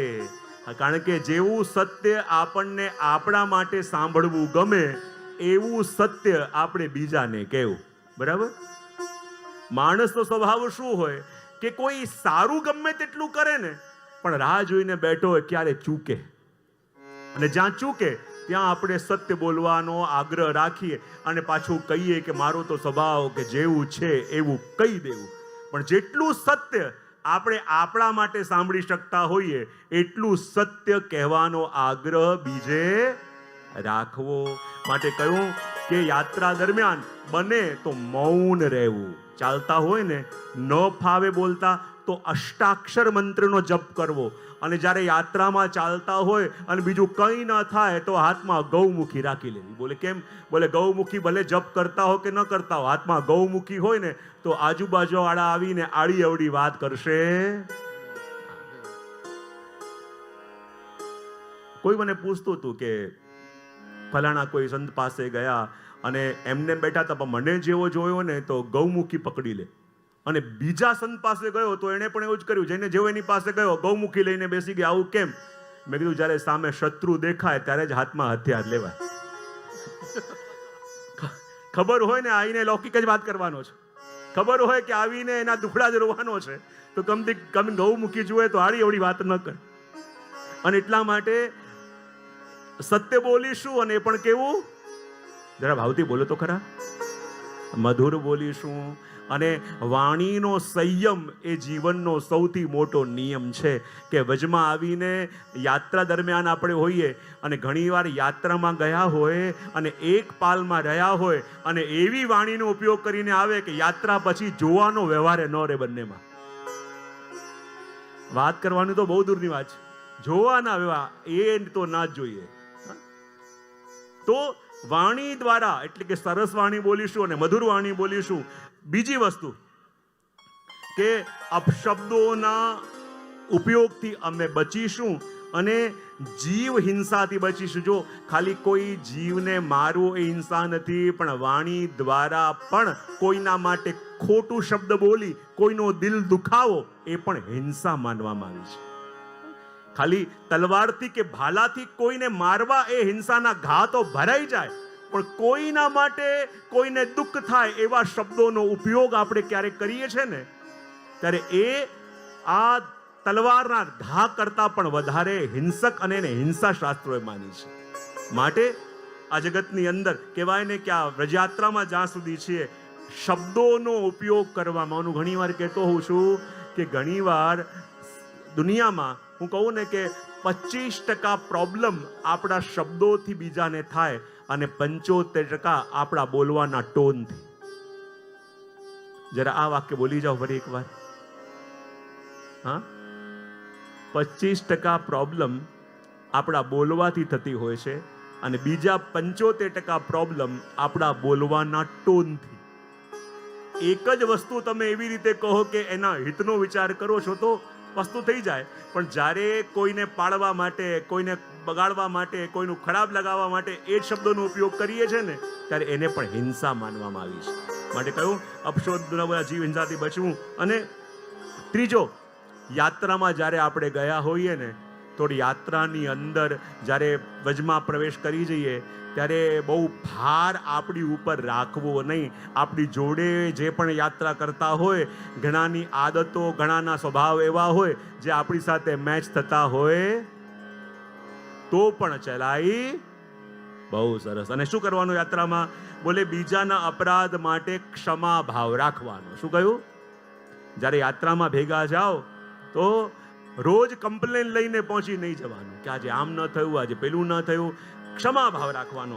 ત્રીજું કયું? આગળ કયું કે યાત્રાની અંદર કામ, ક્રોધ, મોહ, મદ, મત્સરથી જેટલું બને એટલું દૂર રહેવાનો પ્રયત્ન, બોલો તો ખરા, કરવાનો. બહુ સરસ. પછી કયું આગળ કે યાત્રામાં શુદ્ધ અને પવિત્ર આચરણ અને વિચાર રાખવાનો. આ બધા નિયમો છે અને આ બધા નિયમો જેટલા પાળી શકાય એટલા ગ્રહણ કરીને આગળ જઈએ ને તો યાત્રામાં જવાનો મતલબ છે. આગળ કહ્યું કે જુઓ, યાત્રા છે અને યાત્રા કોને કહેવાય? કે જ્યાં આપણું ધાર્યું કંઈ ન થાય, એનું ધાર્યું થાય, એને કહેવાય યાત્રા. જરા ભાવથી આ લાઈન બોલી જાઓ. યાત્રા કોને કહેવાય? જ્યાં આપણું ધાર્યું કંઈ ન થાય, એનું ધાર્યું થાય. હવે તમે વિચાર્યું ન હોય, બધા પ્લાનિંગ કર્યા હોય ને વરસાદ આવી જાય, તમે શું કરો? તમારું કંઈ ચાલે? તો યાત્રા ચાહે વ્રજની હોય કે યાત્રા જીવનની હોય, યાત્રા યાત્રા છે. અને જે પણ કષ્ટ પડે, જે પણ દુઃખ પડે, એને શુદ્ધ મને સહી લેવાનું ધીરજ દ્વારા. બરાબર?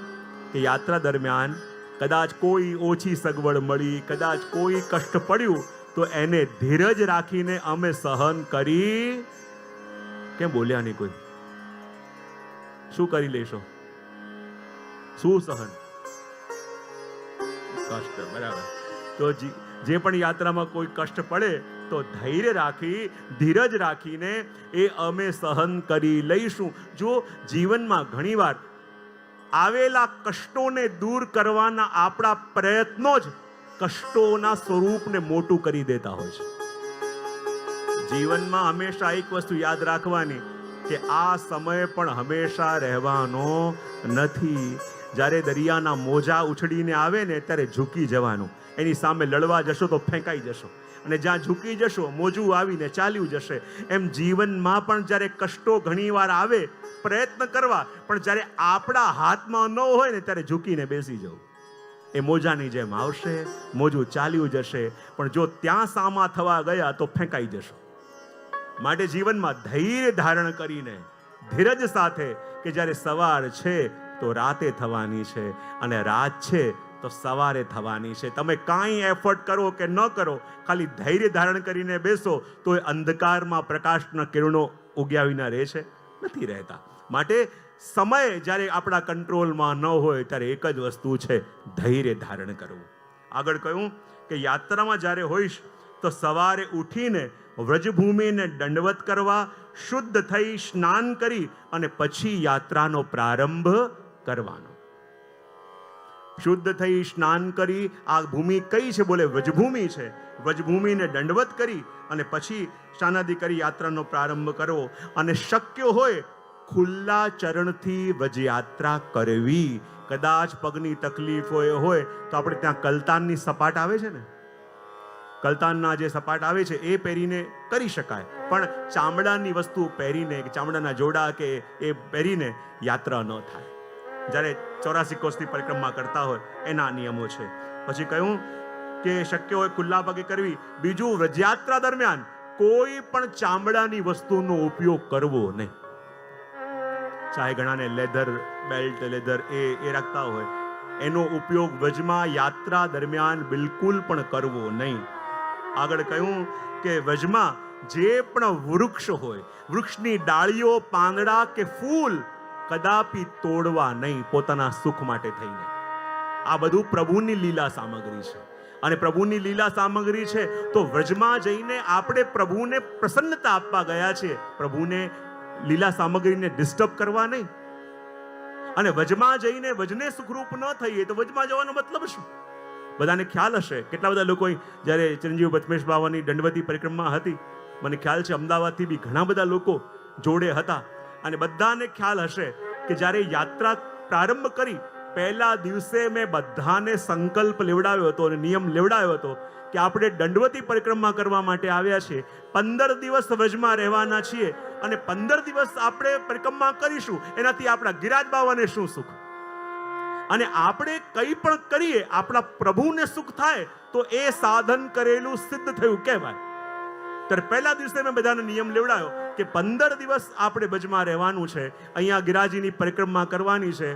તો મેં બધાને કહ્યું કે જ્યારે પરિક્રમા કરો છો, જોડે ચાલો છો, દરેકના હાથમાં બિન બેગ આપી અને સંકલ્પ લેવડાયો કે જ્યારે પરિક્રમા કરતા કરતા જાઓ અને ગિરાજીની તળેટીમાં જ્યાં પણ કચરો દેખાય એ કચરો ઉપાડીને બિન બેગમાં લઈ પોતાની સાથે નાખીને આવજો. અને આ પરિક્રમા કરીએ તો પરિક્રમા આપણે પ્રભુના સુખ માટે કરી છે એમ કહેવાય. ઘણા લોકો કહેતા હોય, અરે આટલા બધા લોકો હોય અને ગવર્મેન્ટ કંઈ કરતી નથી. હું કાયમ કહું, આજે વ્રજની અંદર લાખો વૈષ્ણવ દર વર્ષે વગર આમંત્રણે પરિક્રમા કરવા જાય છે, અને આપણે શું ત્યાં સ્વામી બનીને જઈએ છીએ કે સેવક બનીને? અને લાખો વૈષ્ણવ દર વર્ષે વ્રજમાં પરિક્રમા કરવા જાય છે.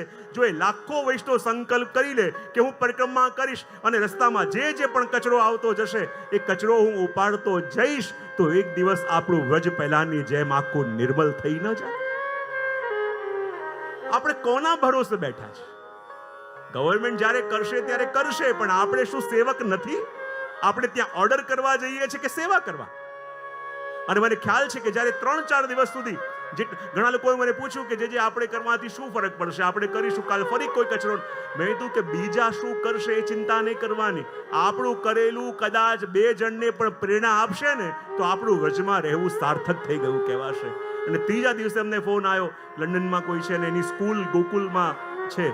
એમને કહું કે જે અમારી ઈચ્છા છે કે અમારા સ્કૂલના બધા બાળકો પણ આપની સાથે, બધા જે દંડવતીમાં હતા બધાને ખ્યાલ છે કે બધા બાળકોને પણ આવું છે. અને 2 સ્કૂલ ભરીને બાળકો ત્યાં આવ્યા અને બધા એક સાથે ગિરાજીને પરિક્રમા માર્ગ પર કચરો સાફ કર્યો બધા.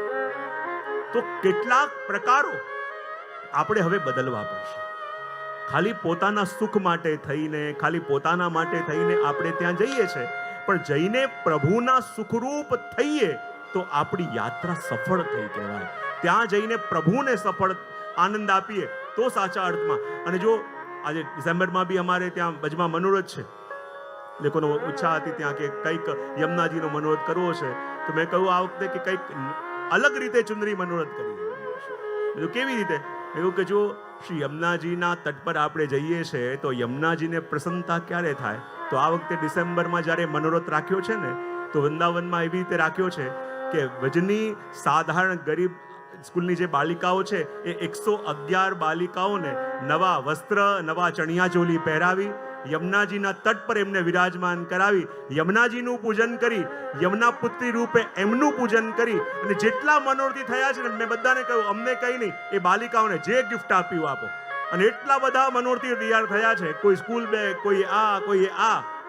અને જેમ જેમ ક્રમ બદલાય ત્યારે આપણે કંઈક રીતે ક્રમ બદલી કે ત્યાં એવું કંઈક આપણે કરીએ કે ત્યાં જઈને આપણે ત્યાં સુખરૂપ થઈને આપણે આવીએ. એ વ્રજના બાળકો માટે, વ્રજના જીવો માટે કંઈક કરીને આવીએ. એ કામના જ્યારે કરીએ ને ત્યારે આપણો વ્રજવાસ સિદ્ધ થયો કહેવાય.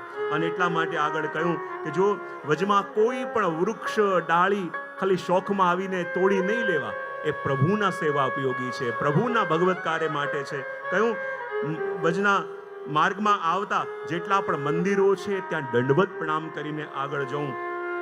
વ્રજયાત્રામાં જ્યાં સુધી છીએ સાત્વિક ભોજન કરવું. અને કહેવાય કે જ્યારે આપણા પાલમાં કોઈ પણ અતિથિ આવે, કોઈ બ્રાહ્મણ આવે તો એનો યથોચિત સત્કાર આપણે કરવું. અને અશુદ્ધ અવસ્થા હોય તો અશુદ્ધ અવસ્થા દરમિયાન એ યાત્રા કરવી નહીં, ત્યાં સુધી એ જગ્યાએ રોકાઈ જવું. જ્યારે શુદ્ધ અવસ્થા થાય પછી ત્યાંથી આગળ જવું એ પણ યાત્રાનું વિધાન છે. અને કહ્યું યાત્રામાં ચાલતી વખતે અખંડ ભગવદ નામ લેવું અને ભગવદ નામનો આગ્રહ કરીને ચાલવું.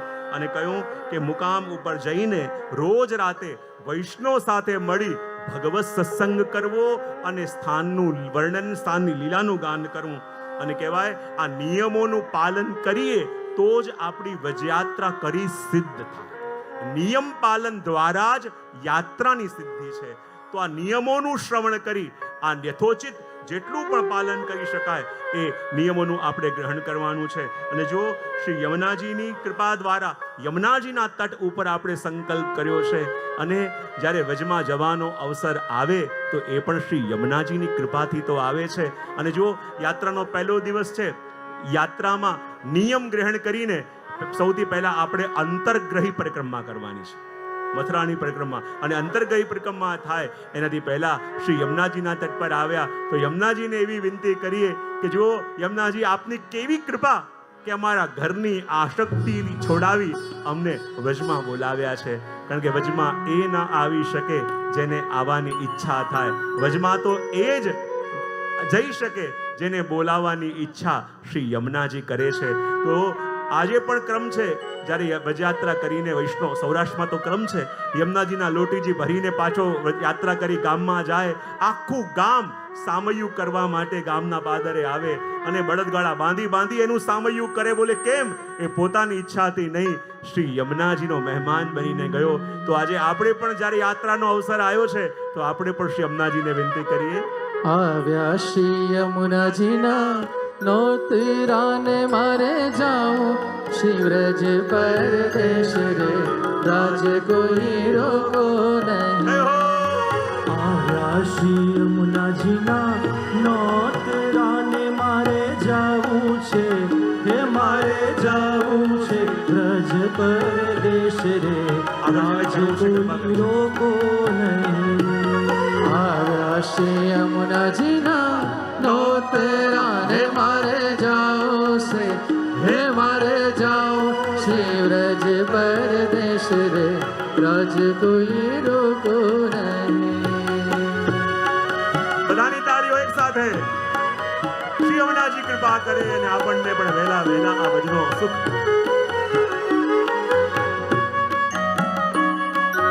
જય હો.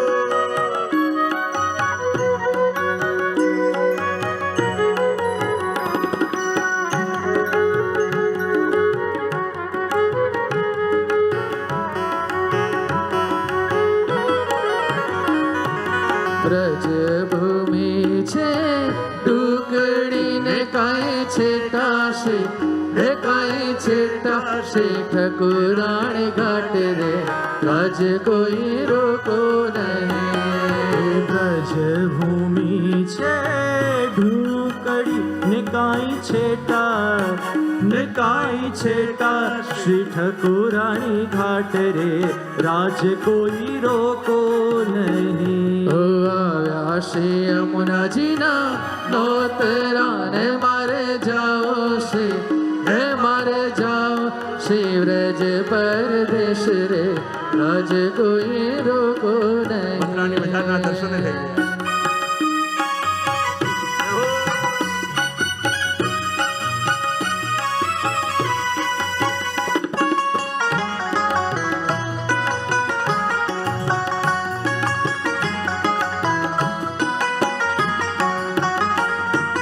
જમનાજીને કાંઠે ઊભી નાવડીને મારો વાલો, હે મારો વાલો જુએ છે વાટ રે રાજ કોઈ રોકો નહીં. હે જમનાજીને કાંઠે ઉભી નાવડી હે મારો વાલો ને મારો વાલો જુએ છે વાટ રે રાજ કોઈ રોકો નહીં. હે આવ્યા શ્રી યમુનાજીના નોતરાને મારે જાઓ છે, હે મારે જાઓ શિવરજ પરદેશ રે રાજ કોઈ રોકો નહીં. જય હો.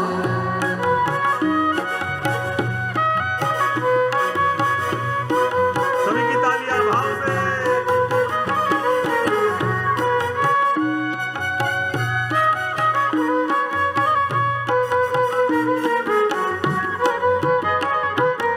નાવમાં બેસીને અમે ચાલ્યા ને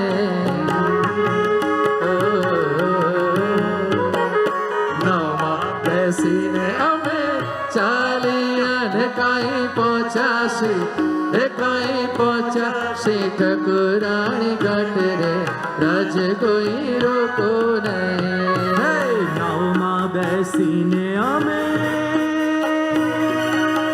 ચાલ્યા ને હે નાવમાં બેસીને અમે ચાલ્યા ને કાંઈ પહોંચ્યા કાંઈ પહોંચ્યા શ્રી ઠકુરાણી ઘાટ રે રાજ કોઈ રોકો નહીં. આવ્યા શ્રી યમુનાજીના નોતરાને મારે જાઉં છે હે મારે જાઉં શ્રી વ્રજ પરદેશ રે રાજ કોઈ રોકો નહીં. જય હો જય હો. બધાની તારી એક સાથે.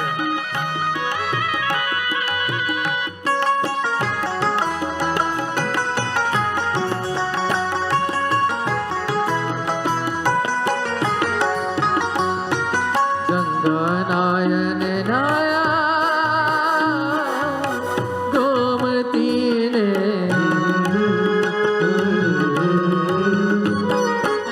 ગંગાનાયન નાયા ગોમતીને મારે કરવાશી હે મારે કરવાશી યમુના પાર રે રાજ કોઈ રોકો નહીં. હે ગંગા નાયા ને નાયા ગોમતી ને મારે કરવા હે મારે કરવા શ્રી યમુનાના પાન રે રાજ કોઈ રોકો નહીં. જય હો શ્રી યમુને.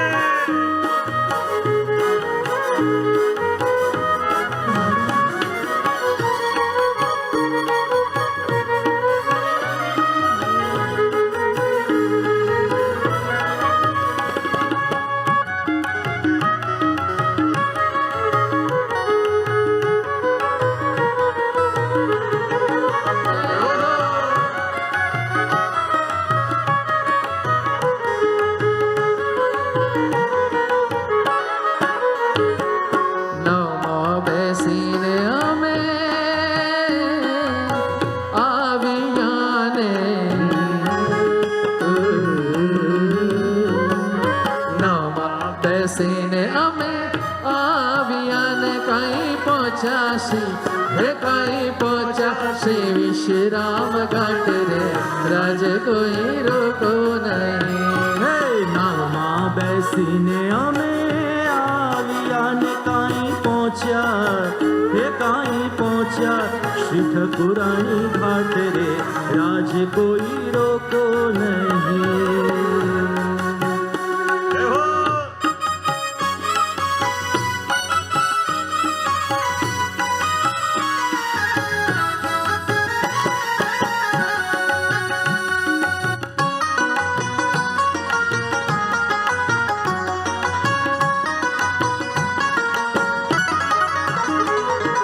વિશ્રામ ઘાટના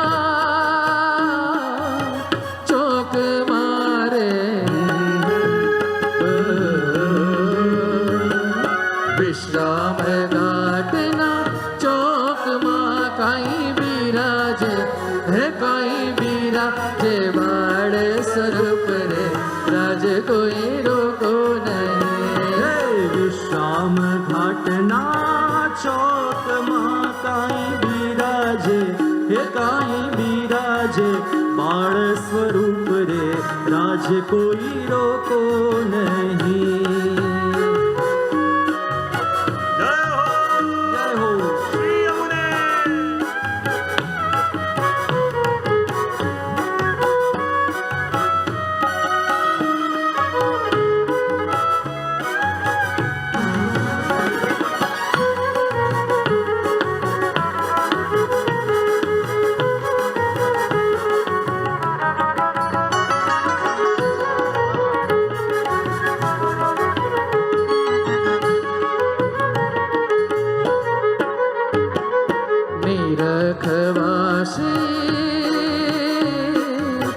નાથજીને નિરખવાસી નાથજીને કાંઈ વૈષ્ણવને હે કાંઈ વૈષ્ણવને પીડા ભીડ રે રાજ કોઈ રોકો નહીં નિરખવાને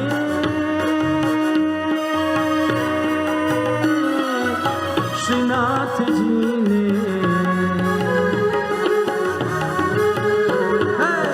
નિરખવાને શ્રીનાથજીને કાંઈ વૈષ્ણવની હે કાંઈ વૈષ્ણવની ભીડા ભીડ રે રાજ કોઈ રોકો નહીં વલ્લભદાસને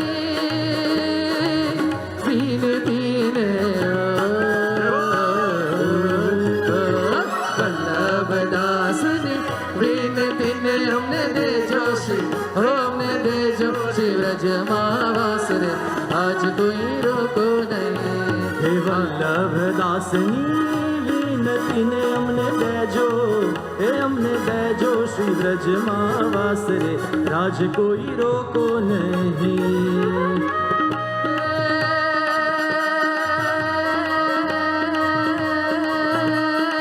શ્રી યમુને યમુને મહારાણી જય હો શ્રી યમુને યમુને મહારાણી જય શ્રી યમુને મહારાણી મહારાણી કૃષ્ણ પ્રિયા પટરાણી શ્રી યમુને યમુને યમુને મહારાણી શ્રી યમુને યમુને મહારાણી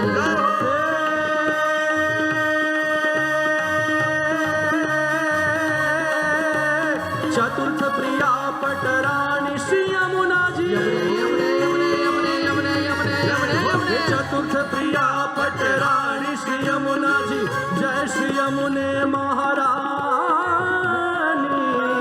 મહારાણી જય જય જય જય જય જય જય જય જય શ્રી યમુને મહારાણી જય શ્રી યમુને મહારાણી દુઃખ હરણી સુખ કરણી શ્રી યમુનાજી દુઃખ હરણી સુખ કરણી શ્રી યમુનાજી જય શ્રી યમુને મહારાણી મહારાણી પરમ પુનીત કૃપા કરનારી જય શ્રી યમુને મહારાણી જય શ્રી યમુને મહારાણી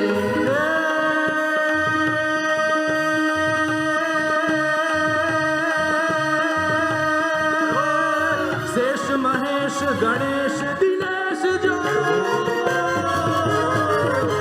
શેષ મહેશ ગણેશ દિનેશ જો હાથ જોડ કર વિનતી કરે કૌન ન પાવે પાર ઇनको જય જય જય જયકાર કરે જય જય જય જયકાર કરે જય જય જય જય જય જય જયકાર કરે જય જય જય જય જય જય જયકાર કરે શ્યામ સુંદર શ્રી યમુને મહારાણી જી કી જય પોતાના સ્થાનમાં બેસી જાજો પોતાનું સ્થાન ગ્રહણ કરી લો. સંક્ષિપ્તની અંદર આપણે મથુરાની અંતરગ્રહી પરિક્રમા કરી લઈએ, જેથી કાલે આપણી વ્રજયાત્રાનો પ્રારંભ થઈ જાય. આપણે જે સ્થાન ઉપર હમણાં છીએ એ સ્થાનને કહેવાય છે વિશ્રામ ઘાટ. શું કહેવાય છે? એમ પણ કહેવાય છે કે જ્યારે શ્રી યમુનાજી બ્રજમાં પધાર્યા અને યમુનાજીએ પણ આ સ્થાનમાં વિશ્રામ કર્યો, માટે પણ નામ વિશ્રામ ઘાટ થયું. કહેવાય વ્રજ પરિક્રમાનો પ્રારંભ અહીંથી થાય છે અને આ જ ઘાટથી કહેવાય કે સ્વામીજી અને યમુનાજીની નિકુંજો અહીંયા છે. મથુરામાં કંસને મારીને પ્રભુ અને દાઉજીએ અહીં પધારીને સ્નાન કરી વિશ્રામ કર્યું, માટે પણ વિશ્રામ ઘાટ આ સ્થાનને કહેવાય છે. અને કહેવાય કે જ્યારે ભગવાન કૃષ્ણ મથુરાથી દ્વારિકા પધારતી વખતે અહીં વિશ્રામ કર્યો અને વિશ્રામ કરી પોતાનું સકલ ઐશ્વર્ય મુરલી અને મુગુટ અહીં પધરાવ્યા, માટે આ સ્થાનને વિશ્રામ ઘાટ કહેવાય છે. અને વિશ્રામ ઘાટની રહસ્ય લીલા એ માન લીલા પણ છે કે જ્યારે આપણે સૌ જાણીએ છીએ ઠાકોરજી માન કરીને વિરાજમાન થયા. મનોરથ સ્વામીજીનો હતો કે પ્રભુ આપ રૂઠો અને હું આપને મનાવું. પ્રભુ કે હું રૂઠીશ તો કોઈનાથી માનવાનો નથી. સ્વામીજી કહે પ્રભુ આપને મનાવતા એક ઘડીની વાર નહીં લાગે, આમ મનાવી લઈશ. અને જ્યારે ઠાકોરજી માન કરીને વિરાજમાન થયા, સ્વામીજીને તો હતું કે હમણાં મારા પ્રભુને મારું ગીત બહુ પ્રિય છે, મારું નૃત્ય બહુ પ્રિય છે, 2 ઘડીમાં મનાવી લઈશ. પણ જ્યારે ઠાકોરજી રૂઠીને વિરાજમાન થયા, કેટલું એ સુંદર ગાન સ્વામીજીએ કર્યું, પ્રભુ સાંભળતા નથી. કેવું સુંદર નૃત્ય કરીને બતાવ્યું, પણ પ્રભુ જોતા નથી.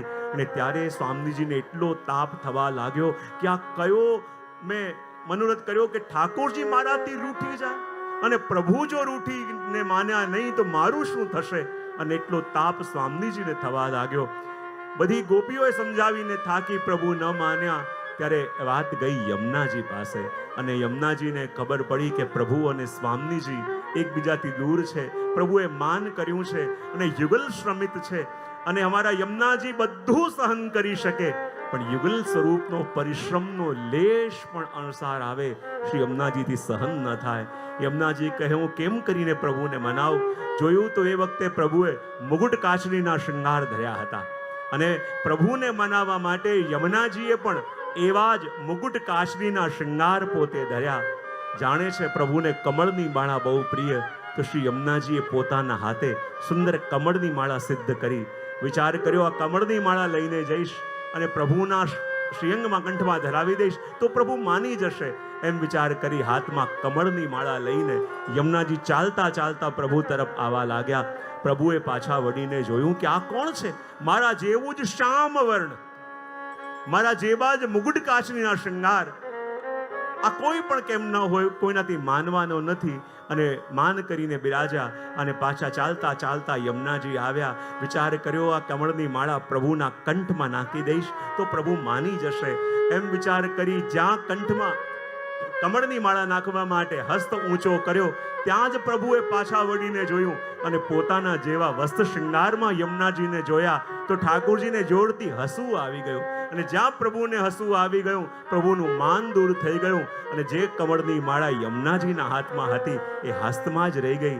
અને જ્યારે ઠાકોરજી અને સ્વામીજી બંનેનું માન દૂર થયું, બંને આવીને યમુનાજીને વિનંતી કરી કે જો શ્રી યમુનાજી આપના આ મુગુટ કાચનીના સ્વરૂપથી આપે અમારું માન દૂર કર્યું, તો હવે આપને વિનંતી કરીએ છીએ કે આપ જ્યારે પણ અમારા નિકુંજમાં પધાર્યો ત્યારે આ મુગુટ કાચનીના શૃંગાર ધારણ કરીને જ પધારજો. જ્યારે જ્યારે પણ શ્રી યમુનાજીને ચણિયા ચોલીમાં દર્શન કરીએ ને ત્યારે માનવાનું પોતાના નિકુંજમાં બિરાજેલા છે, ને જ્યારે મુગુટ કાચનીના સ્વરૂપમાં દર્શન કરીએ ત્યારે માનવાનો ઠાકોરજીના નિકુંજમાં પધારેલા છે. અને કહેવાય ને કે મહાપ્રભુજી અને ગુસાઈજીના સમયમાં પણ શ્રી યમુનાજીના ગુણગાન ખૂબ થયા, પણ આ મુગુટ કાચનીના સ્વરૂપનું જે ચિત્ર શ્રી યમુનાજીના દર્શન આપણે કરીએ છીએ ને એ મહાપ્રભુજી ગુસાઈજીના સમયમાં પ્રાપ્ત નહોતું. આજે યમુનાજીના દર્શન આપણે આપણી આંખોથી પ્રગટ કરી શકીએ છીએ, એ આપણા ઉપર શ્રી ગોકુલેશ પ્રભુની મહદ કૃપા, શ્રી ગોકુલનાથજીની એક કૃપા છે કે આ મુગુટ કાચનીના સ્વરૂપના યમુનાજીના દર્શન આપણે કરી શકીએ છીએ.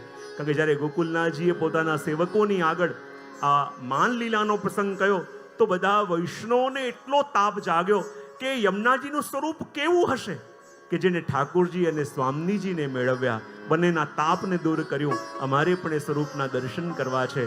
ત્યારે ગોકુલનાથજીએ ચિત્રકારને બોલાવ્યો, નેત્ર બંધ કરી શ્રી યમુનાજીના એ સ્વરૂપને હૃદયમાં પધરાવ્યું, અને હૃદયમાં જે સ્વરૂપ શ્રી ગોકુલેશ પ્રભુના પધાર્યું અને એ સ્વરૂપનું વર્ણન આપે પોતાની વાણીથી કર્યું, અને એ જેવું વર્ણન કરતા ગયા એવું ચિત્રકારે બનાવ્યું અને કહ્યું કે આ સ્વરૂપ શ્રી ગોકુલનાથજી એકદમ ઊભા થઈ ગયા, આ તો મારા શ્રી યમુનાજી છે. અને આજે આપણે આ યમુનાજીના સ્વરૂપના દર્શન કરીએ છીએ, એ આપણા ઉપર શ્રી ગોકુલેશ પ્રભુની મહદ કૃપા. અને ત્યાંથી આપણે આગળ શ્રી મહાપ્રભુજીના બેઠકજી વિશ્રામ ઘાટના, અને આ બેઠકજી કહેવાય કે સિકંદર લોધીના સુબાએ આ સ્થાન ઉપર જો આ યાત્રા દરમિયાન 7 દિવસ સુધી જે સ્થાન અને જે ગામમાં આપણે યાત્રા માટે જઈશું એના ચિત્રો પણ આપને સ્ક્રીનમાં જોવા મળશે. કોઈને એવું નહીં લાગે કે યાત્રાનું શ્રવણ કર્યું છે, યાત્રાનું નેત્રો દ્વારા 7 દિવસ સુધી તમે દર્શન પણ કરવાના છે. અને સિકંદર લોધીના સુબાએ આ વિશ્રામ ઘાટ પર એક એવું યંત્ર લગાવ્યું કે ત્યાં કોઈ પણ બ્રાહ્મણ આવે તો એની શિખા ચાલી જાય અને દાઢી લાગી જાય. અને બધા હેરાન થવા લાગ્યા કે એવું યંત્ર અહીંયા લગાવ્યું છે કે કોઈ પણ વ્રજવાસી આવે તો શિખા ચાલી જાય અને દાઢી લાગી જાય. બધા દુઃખી થયા. શ્રી મહાપ્રભુજી પાસે ગયા કે આપ કોઈ ઉપાય કરો. મહાપ્રભુજી યંત્ર આપ્યું અને કહું દિલ્હીના દરવાજા પાસે લગાવી દો. અને મહાપ્રભુજી આપેલું યંત્ર જ્યારે લગાવ્યું તો કહેવાય ત્યાંથી જે પણ દાઢીવાળા જાય એની દાઢી નીકળી જાય અને શિખા આવી જાય. ત્યારે જઈને ક્ષમા માંગી ત્યારે શ્રી મહાપ્રભુજી એનું સમાધાન કર્યું. અને કહેવાય કે એ સ્થાનથી આપણે આગળ જઈએ તો ત્યાં શ્રી મહાપ્રભુજી અહીંયા મથુરામાં પધાર્યા અને મનમાં મનોરથ થયો કે શ્રી યમુનાજીને મારે ભાગવતજી સંભળાવવા છે. અને યમુનાજીને ભાગવત સંભળાવવા માટે થઈને આપ જ્યારે ભાગવતજી પ્રારંભ કરે છે પણ મનમાં આનંદ નથી આવતો. બોલે કેમ? બોલે પાસે સ્મશાન છે. તો મહાપ્રભુજીએ સેવકોને કહ્યું કે ત્યાં સુધી યમુનાજીનું જલ નાખતા જાઓ. અને યમુનાજીના જલના છાંટા આપ્યા તો સ્મશાન તે ધ્રુવ ઘાટ પાસે ગયું અને એ સ્થાન પવિત્ર થયું. અને મહાપ્રભુજીએ ત્યાં શ્રીમદ ભાગવતજીનું પારાયણ કર્યું. આ મથુરામાં અંતર્ગૃહી પરિક્રમા કરતા કરતા આપણે કેશવદેવજીના મંદિરમાં પણ આવ્યા. આ એ જ સ્થાન છે કે રાજા માનસિંહ જ્યારે વજમાં આવ્યા હતા, ઈચ્છા થઈ કે કેશવદેવજીના મંદિરમાં હું દર્શન કરવા જાઉં. અને એ વખતે બધાને ખબર પડી કે એટલા મોટા રાજા આવી રહ્યા છે, એટલા ગરમીનો સમય અને રાજા આવી રહ્યા છે એટલે એટલા ભારે શૃંગાર એવા જરીના વસ્તુ ધરાવ્યા કે જ્યારે માનસિંહ ત્યાં આવ્યા, દર્શન કર્યું કે મને આટલી ગરમી લાગી રહી છે તો પ્રભુને કેટલી ગરમી લાગતી હશે. સંતોષ ન થયો. અને જે મંદિરોમાં ગયા આ દશા જોઈ કે મોટા રાજા આવવાના છે એ વિચાર કરી ભારે વસ્ત્ર ભારે શૃંગાર. ત્યારે કહ્યું કે એવું કોઈ સ્થાન છે કે જ્યાં મને જઈને આનંદ થાય દર્શનનો? બોલે શ્રી ગિરિરાજજી ઉપર શ્રી વલ્લભે શ્રીજીને પ્રગટાવ્યા છે, આપ ત્યાં પધારો. ગરમીનો સમય હતો અને જ્યાં રાજા માનસિંહ ત્યાં દર્શન કરવા ગયા, દર્શન ખુલ્યા. ઉષ્ણકાલ હતા, કળીના શૃંગાર દર્યા હતા, જલનો છિડકાવ થયો હતો, સુંદર ફુવારા ચાલી રહ્યા હતા. અને ત્યારે દર્શન કરીને રાજાને એટલો સંતોષ થયો કે લાગ્યું કે સાક્ષાત પ્રભુ કંઈ બિરાજે છે તો અહીંયા શ્રી વલ્લભને ત્યાં શ્રીજી રૂપે બિરાજે છે. અને ત્યાંથી આપણે આગળ ગયા. સ્થાન સતઘરા આવ્યું. સતઘરા સ્થાન દુર્ગાવતી જે રાણી હતા એમને આ શ્રી ગોસાઈજીના માટે ઘર સિદ્ધ કરાયું હતું. અને ઘર સિદ્ધ કરાયું હતું અને ખ્યાલ છે બધાને કે જ્યારે શ્રી ગોસાઈજી પરદેશ ક્યાંક પધાર્યા હતા અને ગિરધરજી શ્રીનાથજીના શૃંગાર ધરાવતા હતા. અને શ્રીનાથજીએ કહ્યું, ગિરધર આજે મને તમને કંઈક કહેવું છે. બોલે શું? કે મેં સાંભળ્યું છે તમારું બહુ સુંદર નવું ઘર મથુરામાં સિદ્ધ થયું છે. બોલે કૃપાનાથ આપનું તો છે. તો શ્રીનાથજીએ કહ્યું મારું ઘર છે તો મારે આજે જ જોવા માટે ત્યાં આવવું છે. ગિરધરજી કે કૃપાનાથ કાકાજી તો પધાર્યા છે પરદેશ, એમની આજ્ઞા. બોલે ના, કહેજો કે મારી આજ્ઞા છે અને આજે જ મારે મથુરામાં તમારું ઘર જોવા માટે આવવું છે. મનમાં એક તરફ તો ગિરધરજીને એવો આનંદ કે પ્રભુ પધારશે અને બીજી તરફ એ કે ત્યાં યવનોનો ઉપદ્રવ છે મથુરાની અંદર તો કેવી રીતે પ્રભુને પધરાવા. પણ શ્રીજી આજ્ઞા કરી છે તો મથુરામાં વહુજી બેટીજી બિરાજતા હતા. બધાને ખબર પહોંચાડવામાં આવી કે શ્રીનાથજી આજે પધારવામાં માંગે છે. સુંદર રથ, સુંદર સામગ્રીઓ સિદ્ધ કરવા માંગી અને બધા શ્રીનાથજીને ઉચકવાનો પ્રયત્ન કરે. શ્રીનાથજી કોઈ નાથી ઉચકાતા નથી. અને ગિરધરજીને થયું કે મારો લાલો છે ને હું કોઈને કેમ કહું. અને જ્યાં ગિરધરજી પધાર્યા અને આમ ઊંધા ફર્યા તો જેમ નાનકડું બાળક એના કોઈ વડીલના ખભા ઉપર લટકી જાય એમ શ્રીનાથજી બાવા શ્રી ગિરધરજીના ખભા ઉપર લટકી ગયા. અને આપનો હસ્ત પકડી દોડતા લઈને શ્રી ગિરધરજી નીચે આવ્યા, રથમાં પધરાવ્યા અને પોતે રથના સારથી બન્યા અને પોતે રથને અંકારીને મથુરામાં પધાર્યા. યવનોનો ઉપદ્રવ છે, કોઈને ખબર ન પડે કેવી રીતે પધરાવાના. તો પાછળ સદઘરાની દિવાલ તોડવામાં આવી અને પાછળથી જ્યારે પધરાવ્યા જેટલા વહુજી બેટીજી બિરાજતા હતા દરેકે ખરમંડાની સામગ્રી એ દિવસે સિદ્ધ કરી. મહાવત સાતમાં આપણે કરીએ છીએ ને, જ્યારે શ્રીનાથજી બાવા પધાર્યા ખરમંડાની સામગ્રી સિદ્ધ કરી અને બધાએ ઓવાણા લીધા, કળશથી આપનું સ્વાગત કર્યું. અને જ્યારે શ્રીનાથજી બાવા બિરાજ્યા, ગિરધરજીને એમ કદાચ એક દિવસ માટે પધાર્યા હશે પણ શ્રીનાથજી બાવાએ કહ્યું કે મને તો અહીંયા બહુ ગમ્યું, તો અહીંયા જ રહેવાનું છે. અને પછી જ્યાં થોડા દિવસ થયા અને ખેલના દિવસો આવ્યા. અને જ્યારે ખેલના દિવસો આવ્યા તો શ્રીનાથજી બાવા પૂરા વલ્લભના પરિવાર સાથે એવો ભારી હોરી ખેલ ખેલ્યા અને એક વહુજી હતા એ ગુલાલ નાખીને ભાગવા લાગ્યા. અને જ્યારે શ્રીનાથજી ગુલાલ નાખવા ગયા તો એમણે ઓઢણી ઢાંકી લીધી. ત્યારે કહ્યું કે જો આ રીતે ઓઢણી ન ઓઢાય ત્યારે ઓજીને પાસે બોલાવ્યા અને શ્રીનાથજી કહું જો આવી રીતે ઓઢણી ઓઢવી એમ કરીને માથે ઓઢાવી અને આમ કર્યું. ત્યારે બધા ઓજીએ કહ્યું કે અમને પણ આવી રીતે જ આપ ઓઢણી ઓઢાવો. અને જેટલા ઓજી બેટીજી હતા દરેકને શ્રીનાથજી બાબા ઓઢણી ઓઢી. અને આજે પણ વલ્લભકુલમાં જે ઓઢણીનો પ્રકાર છે એ સ્વયં શ્રીનાથજી બાબાએ કરેલા ક્રમને જ આજો નિર્વાહ થઈ રહ્યો છે.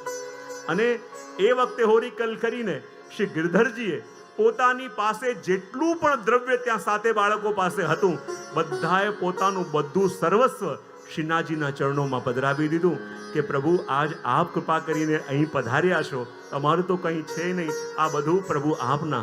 ખાલી પહેરે કપડે સાતે બાળકો ત્યાં હાથ જોડીને ઊભા થયા કે પ્રભુ આપ બધું શરણે. એક બેટીજી નાનકડા હતા એની પાસે નત રહી ગઈ હતી. શ્રીનાથજી બાબાએ પણ એ માંગીને લઈ લીધી. અને જ્યારે ગિરધરજીએ એમના પૂરા પરિવારે સર્વ સમર્પણ કર્યું અને થોડા દિવસ થયા અને શ્રીનાથજીએ કહ્યું કે મેં તો સાંભળ્યું છે કે મથુરાની અંદર સુંદર સુંદર ગાયકો છે, સુંદર સુંદર નૃત્યો થાય છે, સુંદર સુંદર તમાશા થાય છે, તો એ બધા તમાશા જોવા માટે મારે ત્યાં જવું છે. અમારા શ્રીનાથજી બાબા તો બહુ રસરૂપ છે. એ કહે મારે સુંદર મથુરાના જે સારામાં સારા નૃત્ય કરવાવાળા હોય, સારામાં સારા ગાયક હોય, સારામાં સારા ખેલ કરવાવાળા હોય, મારે બધે જોવા જવું છે. પ્રભુ ગિરધરજી કે બહાર પધારા એમ નથી તો શું કરવું કે બધા ગાયકોને, સારા સારા નૃત્યકારોને, સારા સારા કલાકારોને મારી સામે લાવીને એમની પ્રસ્તુતિ કરાવો. અને કહેવાય એ વખતે ગિરધરજી જે મથુરાના સારા સારા કલાકારો છે, સારા સારા નૃત્ય કરવાવાળા છે, એમની પ્રસ્તુતિ શ્રીનાથજી બાબાની સામે ત્યાં કરાઈ.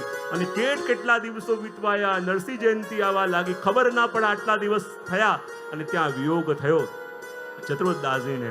અને જ્યારે એમણે ગાયો ગોવર્ધન વાસી સાંવરે લાલ તુમ્બિન રહ્યો ન જાય, અને એ શબ્દો અમારા શ્રીનાથજી બાબાને જ્યાં સ્પર્શ્યા અને શ્રીનાથજી બાબા એવા વ્યાકુલ થયા અને કહું ગિરધર મને આજે જ મારે પાછા વજમાં જવું છે.